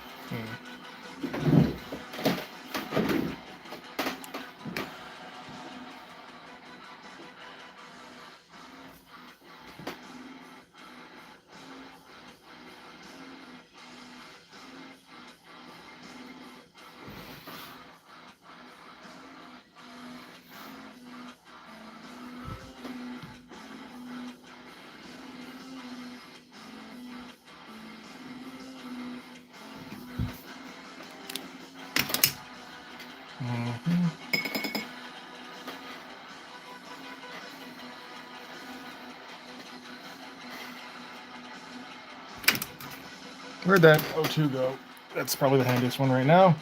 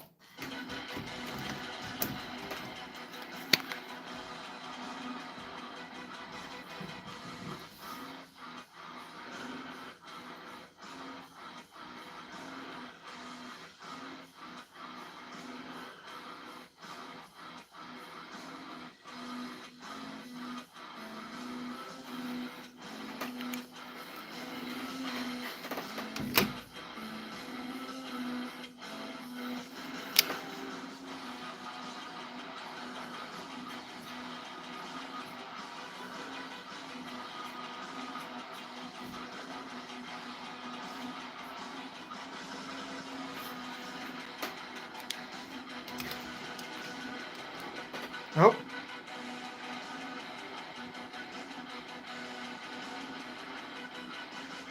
We only have 6 minutes. I've got 8 minutes left. What fucking...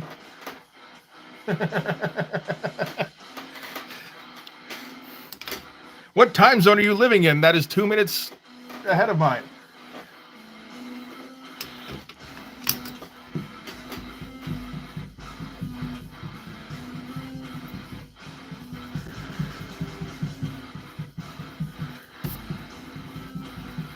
See, but I can waste all sorts of time erasing. That's the thing you're forgetting.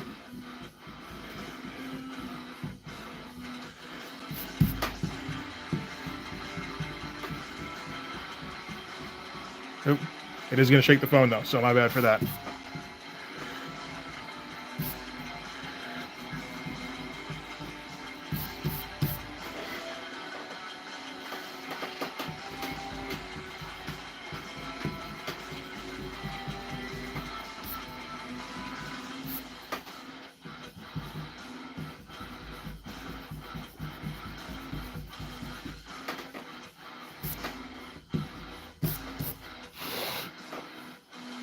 Um, is that kind of done? I feel like it is.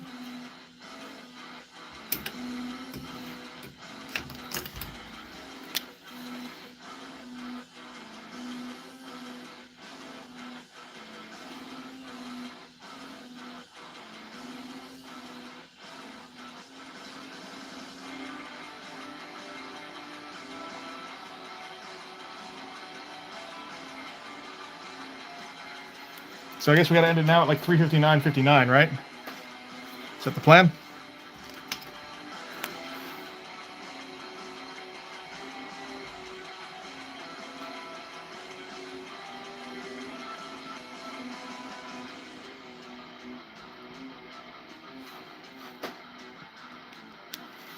All right.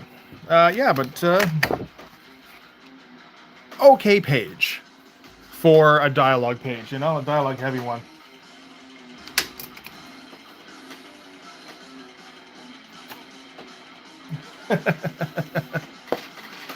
All right.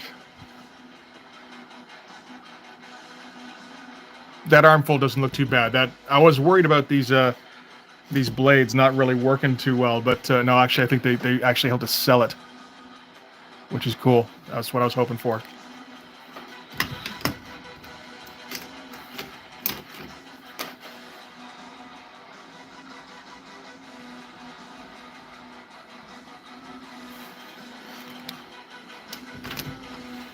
All right, calm down, you.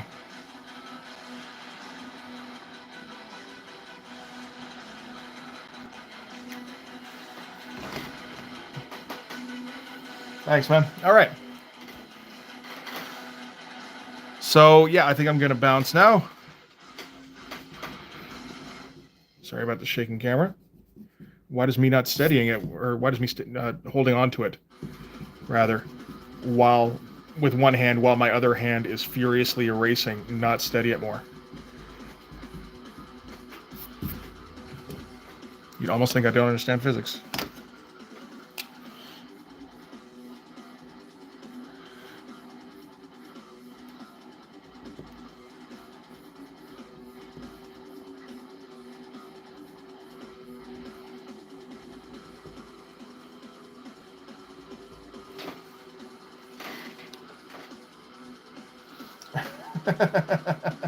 All right. I'm a peace out, and I'm going to take forever turning this thing off, too. So I'll see you guys in the Discord. Thanks for stopping by and hanging out. I appreciate it. And yeah, you guys have a good rest of your weekend. Am I hitting okay yet?